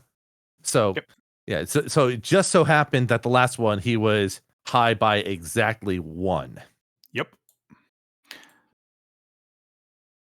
So Okay. So you guys wanted to do things in between. Jones is now up 24-16. correct. Yeah. Suggestion: initiative tracker for the score. Oh, okay. Sure. Plan. Let's see. Yeah. So right now we have Ooh, there we are. Now I'm getting something.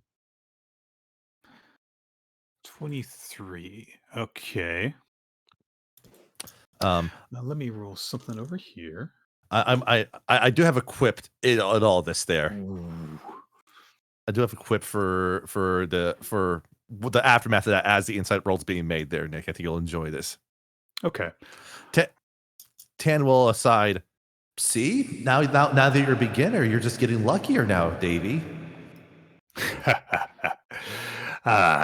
Right. Because I said beginner's luck last time. You're implying I'm the beginner. Very clever. Very clever. We all got to start somewhere. Reiko, for your insight. Mm-hmm. So this was you rolled you matched his roll exactly on this, so here's what I'll tell you. Oh boy, parry. You didn't notice anything except at the very beginning of the round of betting. Davy Jones chose his 10 cup and chose it as low.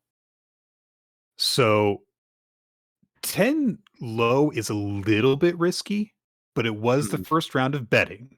In gambler sense, and you get this from your insight check, it does kind of make sense if you use your middle roll as a sacrifice to just get it out of the way, because you can't use that in the third round very easily. You want to be confident with the last one that you've got left. So you want to either be very high or very low. I was having that observation, yeah. In the middle, it makes sense. In the beginning, it might make sense to get rid of your average rolls.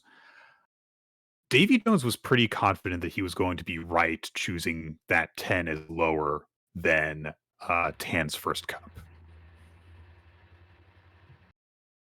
He didn't just sacrifice it. He thought he was going to win that bet. Right. Yeah, it's a bit of a reach. Nothing outwardly untoward, but certainly something to track. Right. How do I set up an initiative order? You'll have to add people to the initiative there. That's kind of the thing, I believe. You just put the token down and put that on the initiative. I don't think you need tokens per se. Maybe not. I'm not sure. I know if you roll using Beyond while you have your own token selected, it'll put you on, and then from there, Wire, I could just put in a cup. Yeah, sorry, I just don't know how to fucking do this. I'm just not very familiar with the live Roll20 rules, so. God, there's all these fucking menus. Yeah, I'm not worried too much about it. Whatever method is easier to kind of do. I think we just keep it rolling. All right. It's going to be Tan's turn first on this round. Yeah. All right. So that's the score currently, then. Yes. Yeah. Correct. Okay. All right. Any other between round antics from y'all before we go for it? How distracted does the crowd look? Sorry, can you repeat that? How distracted does the crowd look? Incredibly distracted. Distracted enough to possibly give like a advantage on a stealth check. Yeah, you could probably do that. Jones's hands. I want to watch very closely at his hands. Specifically, I'm watching out for things that might indicate he's casting a spell, or that he's using sleight of hand. Okay. Okay. You're paying very close attention to Davy Jones. Got it. And so Jerome, what stealth? What do you want? What kind of stealth check do you want to try and make? If it looks like Jerome can sort of sneak away from the action for a moment, he might try to slip down underneath the boat while this is going on. Into the If hold. you're just trying to make your way below decks, then yeah, you can get advantage on that stealth check. All right, let me get on the here's my character sheet. Why is it giving me the plus and the minus? You have to hold certain modifier keys. Is It's it left shift? shift. It's left shift in particular. Right shift doesn't work. I discovered. Huh. It's not doing that for me. Let's see if it works on this. Nah. Okay. I guess Just just roll. roll Just again. roll again. Just roll again. Yeah. See if you get a nat 20, basically. Yeah. With an 18, you are able to kind of sneak off and just make your way below the decks of the ship. All right. Okay. So I guess so you're doing that. Next round of play. Dan, you're very closely watching for some form of deception or sleight of hand on Davy Jones' part.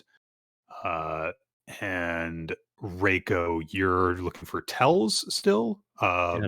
L's figuring out strategy. Basically, like, okay, how do we win this without resorting to someone cheating? Got it. Or Okay. at least force him into cheating so we can catch him. All right. I'm gonna roll then.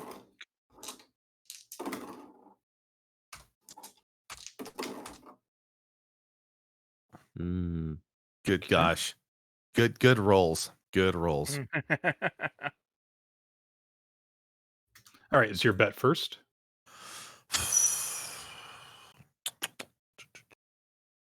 Yep.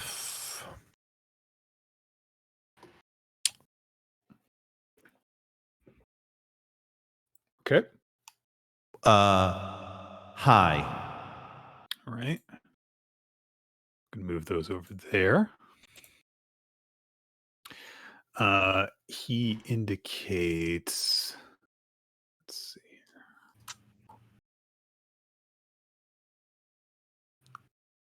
Let's see here.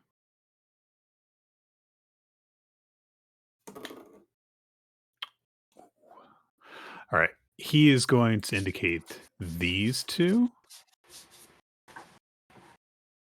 And he says, low.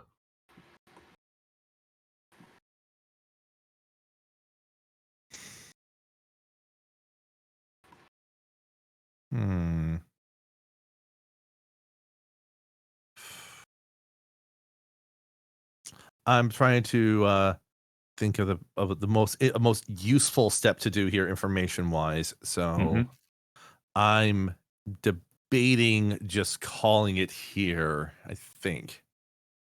Okay. Probably the best plan. Yeah.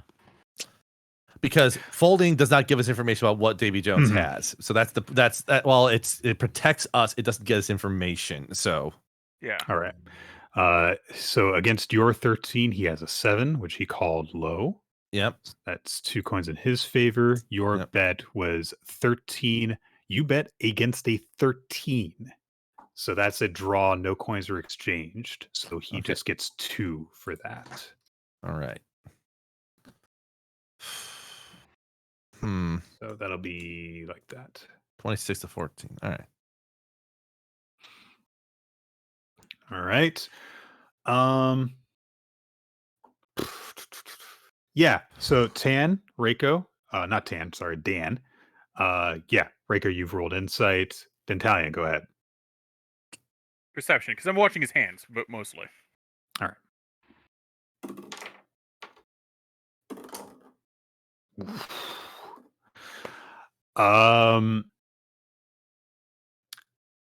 Dentalian, you got nothing. If he did something, then it was completely motionless and invisible to you. Gotcha. Reiko, you do not know how to read this, but you just kind of like when it was Davy Jones' turn to bet, you saw just kind of like a glimmer come over him, like he was doing something that he was pleased with. But that's literally it.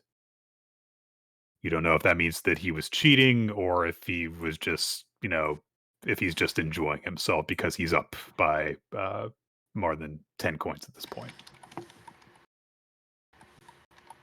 All right. Let's see here. Gotta do that with. Okay. Mhm. Sorry, Jerome. You have made your way below decks. What are you looking for? Well, obviously, the most important thing he's looking for is anywhere they might be holding somebody, like Gideon or Mr. Trelawney. Okay. Well, in terms of holding people, there would be a brig. And David Jones is definitely the type of, old school evil bastard piratey person that he would probably have a brig to throw people into. So you can check around there. That seems like the best place to look, then, doesn't it? All right. Yeah, and give me just another stealth check while you're actually like below decks. We'll see how well your cover holds while you don't have a distraction to work Is off it of. still an advantage at the moment?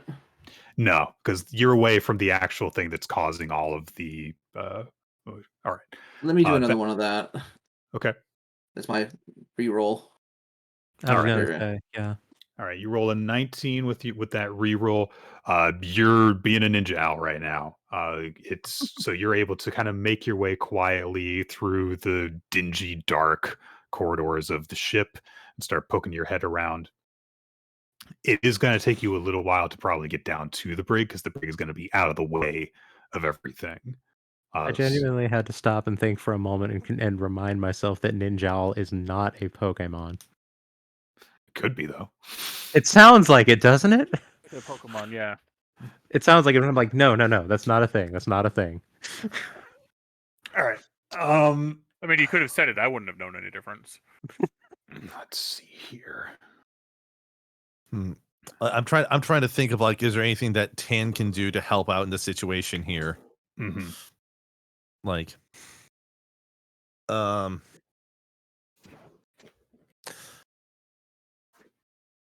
Reiko is going to is going to whisper to Tan between rounds.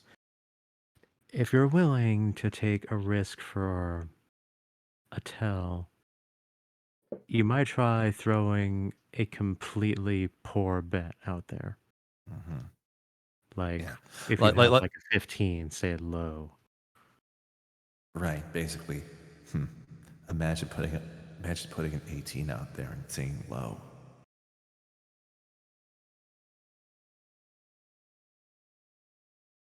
Okay.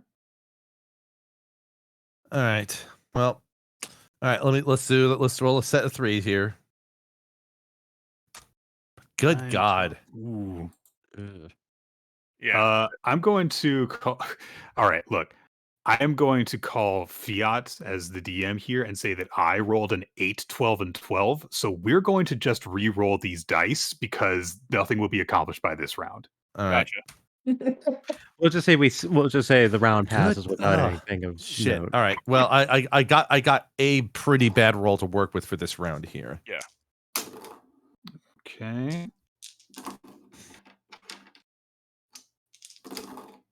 Ooh. God damn. These numbers. Oof. The numbers, Mason. What do they mean?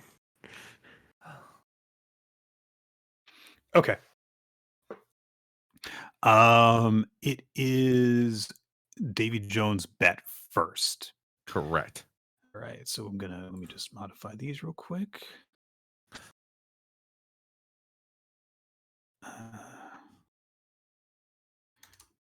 And watching he's his hands.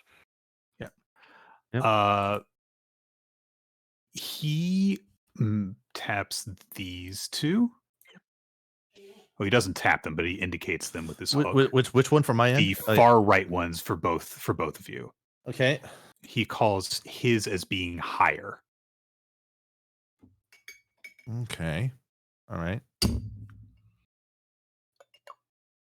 right. Time for me to try the dumb move here. Tan indicates this one, and then this one, and then says, "Hi." All right. You and Reiko make an insight check at this moment.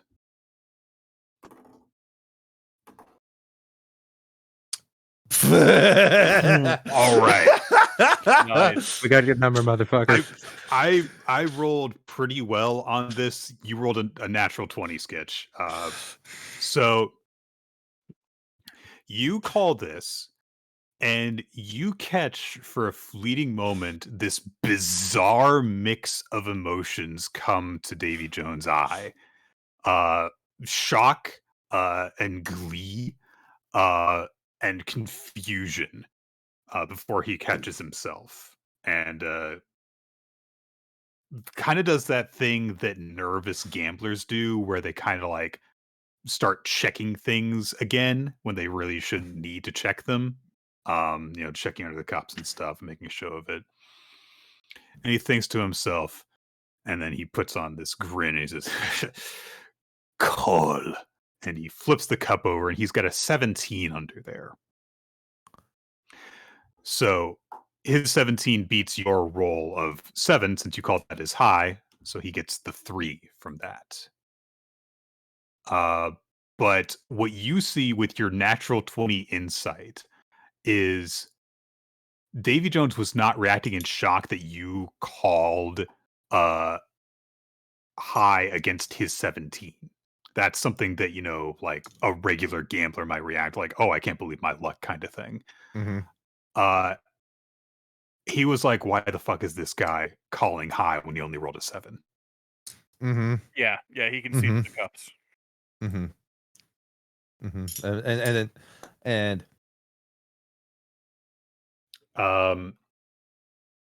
you can make another perception check for me, Dan, at this point, because this is your action for the round.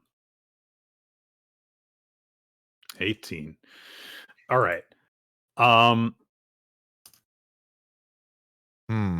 going to say that if you guys do a little aside and you and you share this information, Dan, like, there is nothing that he is outwardly physically doing to get this, to know that. He's not getting signals from someone in the audience. He's not checking like a hidden camera feed or anything. He just, if he knows it and sees it, he just can. Mm-hmm. I'm kind of curious, while this is all happening, can I investigate the dice themselves and see if there's any particular, not for like to see if they're loaded, but any sort of like markings indicating, how they were made, when they were made, etc. While we're deliberating. Idea right now. You go ahead and answer that. Okay. Let me see here. The way I like to think of it is this: there's 2 sets of dice. One of them is actually Davy's personal set of dice, but he's not rolling them. I'm rolling his dice, and he's rolling regular dice. It's an interesting theory. That's sort of the angle I'm looking at here. All right, let me take a look at. So the idea would have been, hey, what if we switch dice for a round? It would have been the thought there. Okay. Let me take a look at your character sheet and see what I can have you roll for this, because this is, like a artisan kind of check if you're trying to examine the dice. Right. So, yeah. And While you settle that, I'm going to use the restroom real quick. I'll be right back. Sure. I still have a thing to. I still have an idea. Tana is of the artisans types there. So, but yeah, I mean, some artisans back at the Fulcrum. At the very least, the dice don't look identical. Is one thought there? Do they look identical between the 2 sides? Nah, they look like they're kind of handcrafted. Handcrafted. There's an idea. Maybe since Davy can redraw his hands, he took his knuckle bones, which would traditionally be used to make dice, and made the other dice, and that's how we can tell what they are. And I'm gonna roll something over here. Ash, you're right. That is what is happening. I'm going to say, even though you're not there, because you said exactly what the twist was going to be, that in your examination, and you guys, while you guys are huddled around together, that you guys realize this, that it's Drowning Man's bones. The dice are the bones, and they're Davy Jones' bones. Mm-hmm. And all the dice are Davy Jones's bones, right? So I'm gonna sit here looking at the dice. I feel so bad now. I'm sorry. It's fine. I'm very pleased. This is like if things had gone on a little bit longer, I would have been upset that we got bogged down by this. I was hoping that you guys were going to find a different way of solving this. Mr. So. Well, Jones, no, can I see your dice? I want to see your dice for a moment. He Pick them up. shoves the dice towards you. I pick them up. I look at them. Them both in my hand, and I hug them overboard.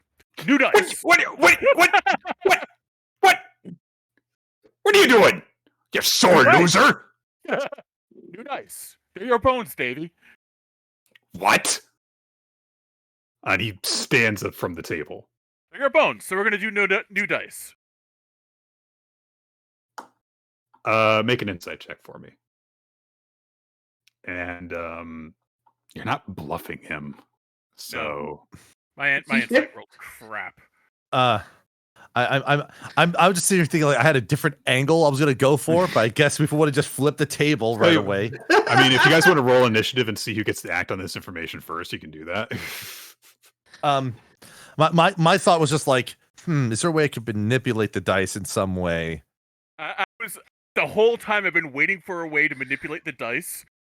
Just threw out the new dice is the way to go. I just threw that plan out. Well, again, my goal is not to win by cheating. My goal is to prove he's cheating, and playing legitimately doesn't do that. Mm-hmm. Because that means I have to win. And I'd rather lose and prove he's cheating than win legitimately, is kind of my point. Do you have a plan for that? That's what I was trying to figure out. Yes. Yeah, from a purely mechanical perspective, even if you guys can cheat, this will take a while for us to play through if we do that. Yeah. So that's the other reason why I thought was like, that's why the get-go was like, prove he's cheating, and trying to reset the game with fair dice doesn't prove he's cheating. Right. I mean, like, look, you guys have solved the puzzle, so to speak. So how you use that information is up to you. But you've done the big thing. So yeah. So I was trying to figure out, like, I was trying to think of like a way to bait out something. Oh shit, I had an idea now. Okay. I was like thinking, I wonder if mending could be used for anything with the dice there. I don't have mending, unfortunately. I do. Maybe Reiko could heal them. Ooh, I love it. Yeah, I hug them off and I say, "They're your bones, Davy." Well, I mean, like, I guess. I'm gonna hold one so that we can have Reiko heal it. Okay. All right. I'm back. Okay. So, this was happening. Yeah. I do you want to explain? Do you want me to? I guess I'll do, since I'm the one taking the action. So we figured out that the dice are carved from Davy's bones. Hence he knows whatever the dice are. I see. So I'm examining our dice, I'm examining Davy's dice, and I'm going to throw them all overboard except for one, which you're going to heal into his finger bone.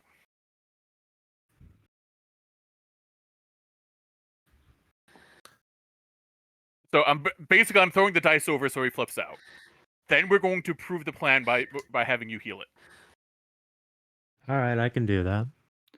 What are you trying to forfeit? You don't have to get rid of me property, you bastard. They're your bones. Yes, there be bones. We throw bones, and that's why it's called Drowned Man's. They're carved from your finger bones, Davy. You always know what the dice are. Oh, it is. All right. Hey, look at that! I rolled max on CLW. Okay, so here's what happens. You guys, you make that accusation. Right. The crowd starts to actually make some sort of charisma-based check for me, Dan. I'm not lying. Otherwise, I'd use You would use deception. Yeah, Yeah. you're not lying. Yeah. It's correct. It's the truth. yeah. Mhm. Intimidation. I guess that'd be the next Yeah. thing. That makes Yeah. sense to me. You're Yeah. you're calling him out. You're trying to take control of the situation, personality-wise. That makes sense. Yeah. That's a pretty good roll, and you've got the truth on your side. Yeah. So, you make a big declaration like that after throwing the bones overboard, which is a nice big personal affectation to throw in as well. And the crowd starts murmuring amongst each other, like, "What is he? So he's there his finger bones? What the fuck?" And so Davy Jones says, "Listen, everyone starts to throw accusations around when they start losing. It's I hand the die to Reiko as he's talking. Womp. this is not how this spell works, but it is now. The bone becomes a finger bone and then gradually turns into a bloody stump of a fingertip. Which looks similar probably to the bloody stump that was thrown overboard by Tan earlier. I mean, if you had gotten a good look at it before you threw it out, but Sure, I mean, yeah. Tan's an artist. I'm sure okay? someone in Tan- the audience did. Yeah, I'm sure someone's seen this over and over again. this is definitely a party trick that Davy Jones does all the time. So yeah, it does probably strike people as familiar. And there is now a okay, you guys are doing this as a group now. So whoever of you has the highest like performance or charisma or whatever, you can roll it with advantage. You got it. All right, Yeah, let's do this. I think letting Dan take over for this one. 26. That's a natural Yeah, 19. Wow, yes. And I will Tan will weave a little thing here. It's like,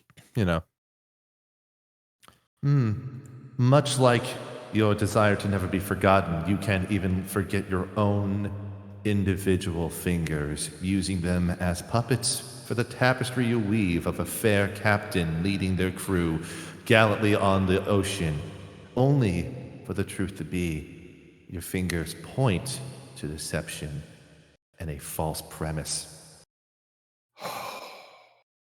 Yeah, that's a good 26 performance there, Skitch. Yeah.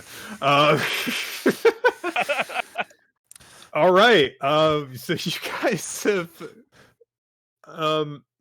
you say all of that. I'm not going to roll for Davy Jones here. He is sweating, even though he's a skeleton. His eye darts around. He got moist too. Yeah, he did. Yeah.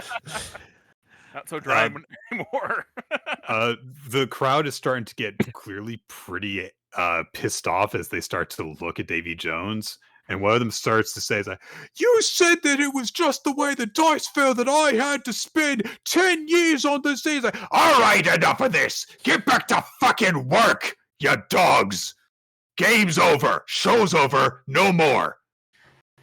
You three." Where's the other one? Meanwhile, downstairs. I'm sorry. Our friend isn't made of your bones, so you can't see where they are. All right.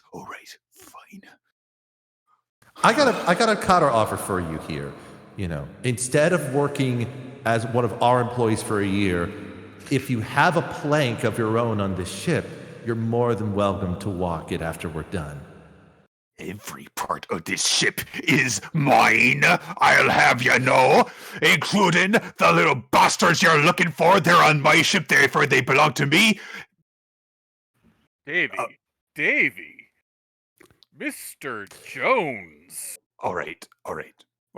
Listen. Such a confession. Listen. All right, we'll call it your win. I'll give you the help you want. And once I've given you the help, you're gonna leave and never set foot on my ship again. Fair enough. Let's put it to a vote. Gentlemen, how's the crew feel about This is not a democracy! Get back to fucking work! Or have you all killed? Night till dawn! Alright. Let's go down to my quarters. Either way. So while we're in intermission here, I had a plan that wasn't as good as this one because it wouldn't have worked, but theoretically it could have. So my idea was I have blindness, deafness, and I have light. So my idea was to trap the dice to basically be blinding. And so when the cups were down, if he looked at them, he would blind himself and be like, I can't see. And then like, did no one else see that? And then one would be like, the fuck are you on Yeah, about? I was gonna use minor illusion to put a patrician between them if he was looking through the cups. Both of those ideas are very creative, and I would have found a way to actually have them work because that's some very interesting creative spell casting. So I do like those ideas. Like this was now that we're past the point. I mean, we'll talk about this a little bit more, like when we're not trying to like close the session down. Right. I mean, yes, I did spend a lot of time coming up with the rules for the game. It was literally all just a curtain so that you guys would have to work around it. So, Right, sure. So I'm quite happy with this.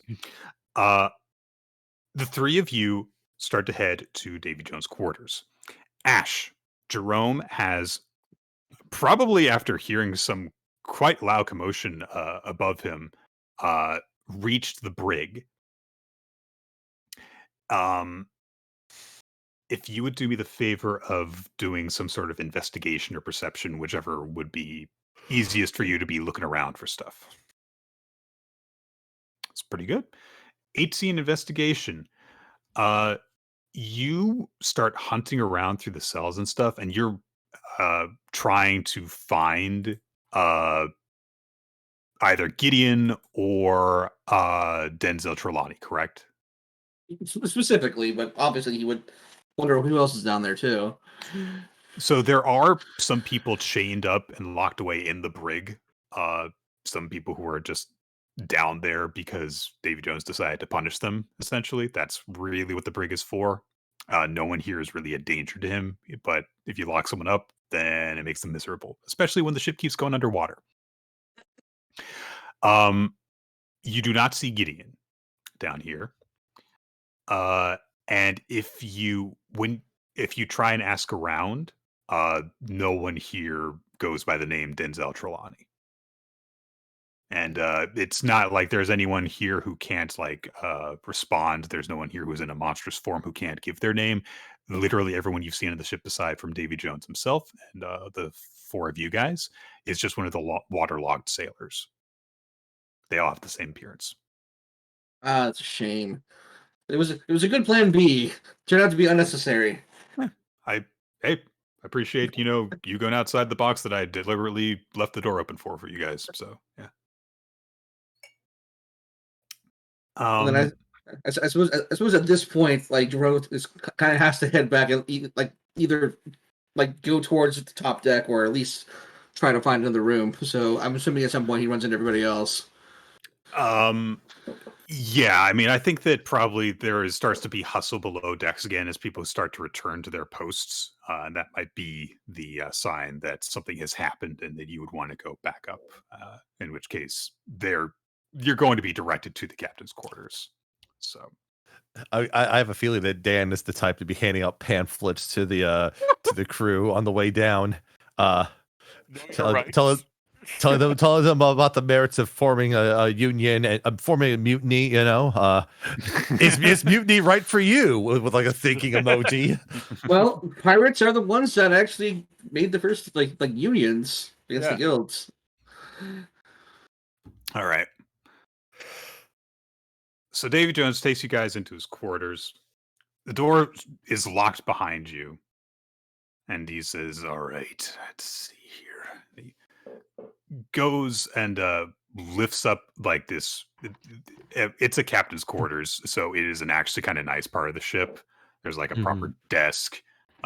There's a door that leads into proper living quarters, and there is a nice carpet that he lifts away reveals like this hidden compartment beneath the floorboards, and he tugs a big wooden footlocker out of it. And he thunks it down at the desk. Wow, an entire store under the bed. Fascinating. Keep your fucking mouth shut. Well, that was me out of character, but still fair. Sorry. Yeah. All right. I'll give you back your damn.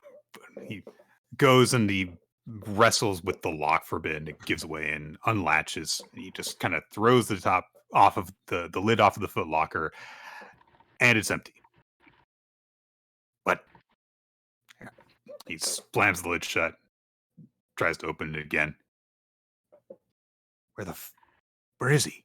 What Is this supposed to be high or low? I'm not sure if I'm following. No, where's your Reaper? So Gideon is not where Davy Jones expected him to be. We might address where he actually is currently later. But to just kind of cut away from covering this aspect of it in character, Davy Jones was going to keep Gideon locked away in here to, prevent him from finding stuff out. Gideon got out. He's fine. But we'll address that, I think, later. However, there is another thing that Davy Jones can't give you. As once we dive through that part of it, he doesn't have Denzel Trelawney either. He doesn't even bother looking through the. He doesn't even bother looking through the foot locker for this. He already knows about that. And anyone here can give me an insight check on this point. I'm going to use my reroll on this one here. Sure. I'll use my reroll here because we're basically done anyway. Yeah. Okay. Yeah. Really? Oh, wow. That's a 15. Really well. I feel like that's going to be my catchphrase. Italian. Yeah. Davy Jones looks like deeply ashamed and also kind of scared as when he brings up that he doesn't have Denzel Trelawney's soul in his locker.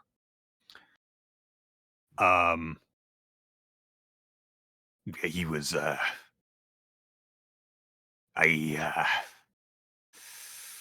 you do with him, man? I didn't do anything with him. I didn't. So he's an SNR then. No. I know where he is. The beast has him. The beast, you say? Do tell. Okay, which beast? There's like a dozen in this afterlife. As you all know, the beast. Right. You people walk on land. You got more right. These oceans are my domain in the afterlife. I am tasked with hauling up the lost souls from the water and escorting them to the shores of Limbo. After I have my fun with them first, of course.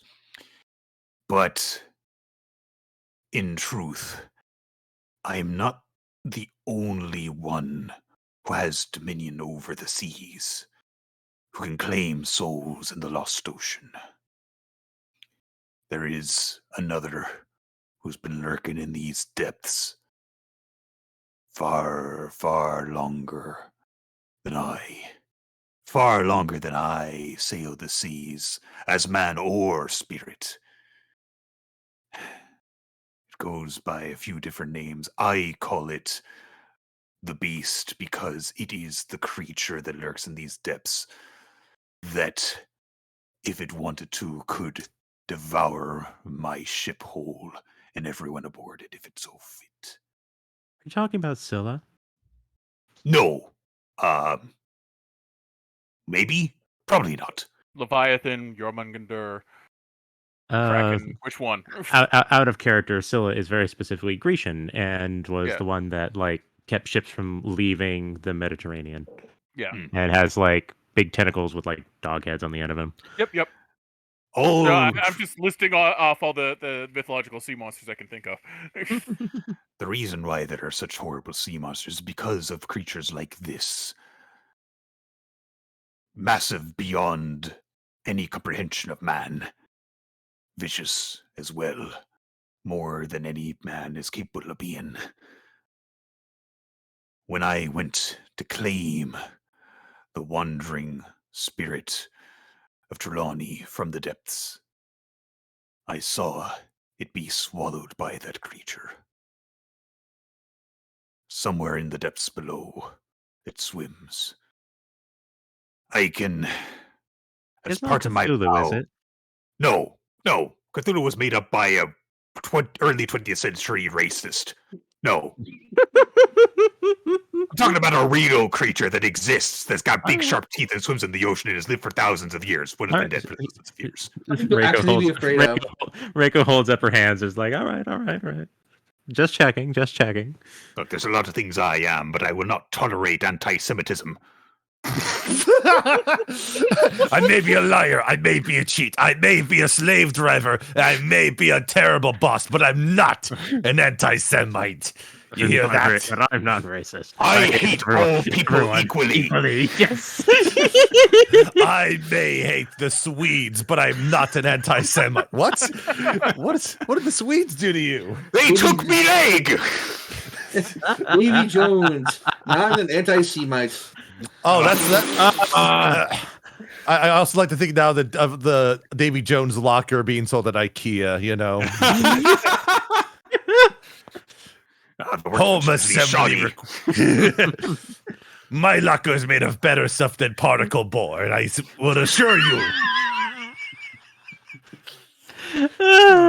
All right. But yes, we've reached the end of the session pretty much. It's the end of the session.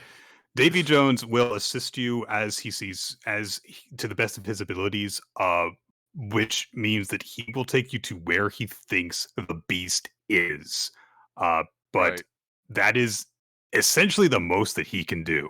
His authority over the depths does not trump this creature's, so he can't actually do any favors in actually reclaiming the soul of Trelawney from the creature that has consumed it and seemingly currently has possession of it. Reiko has one question then that makes this is a very important question.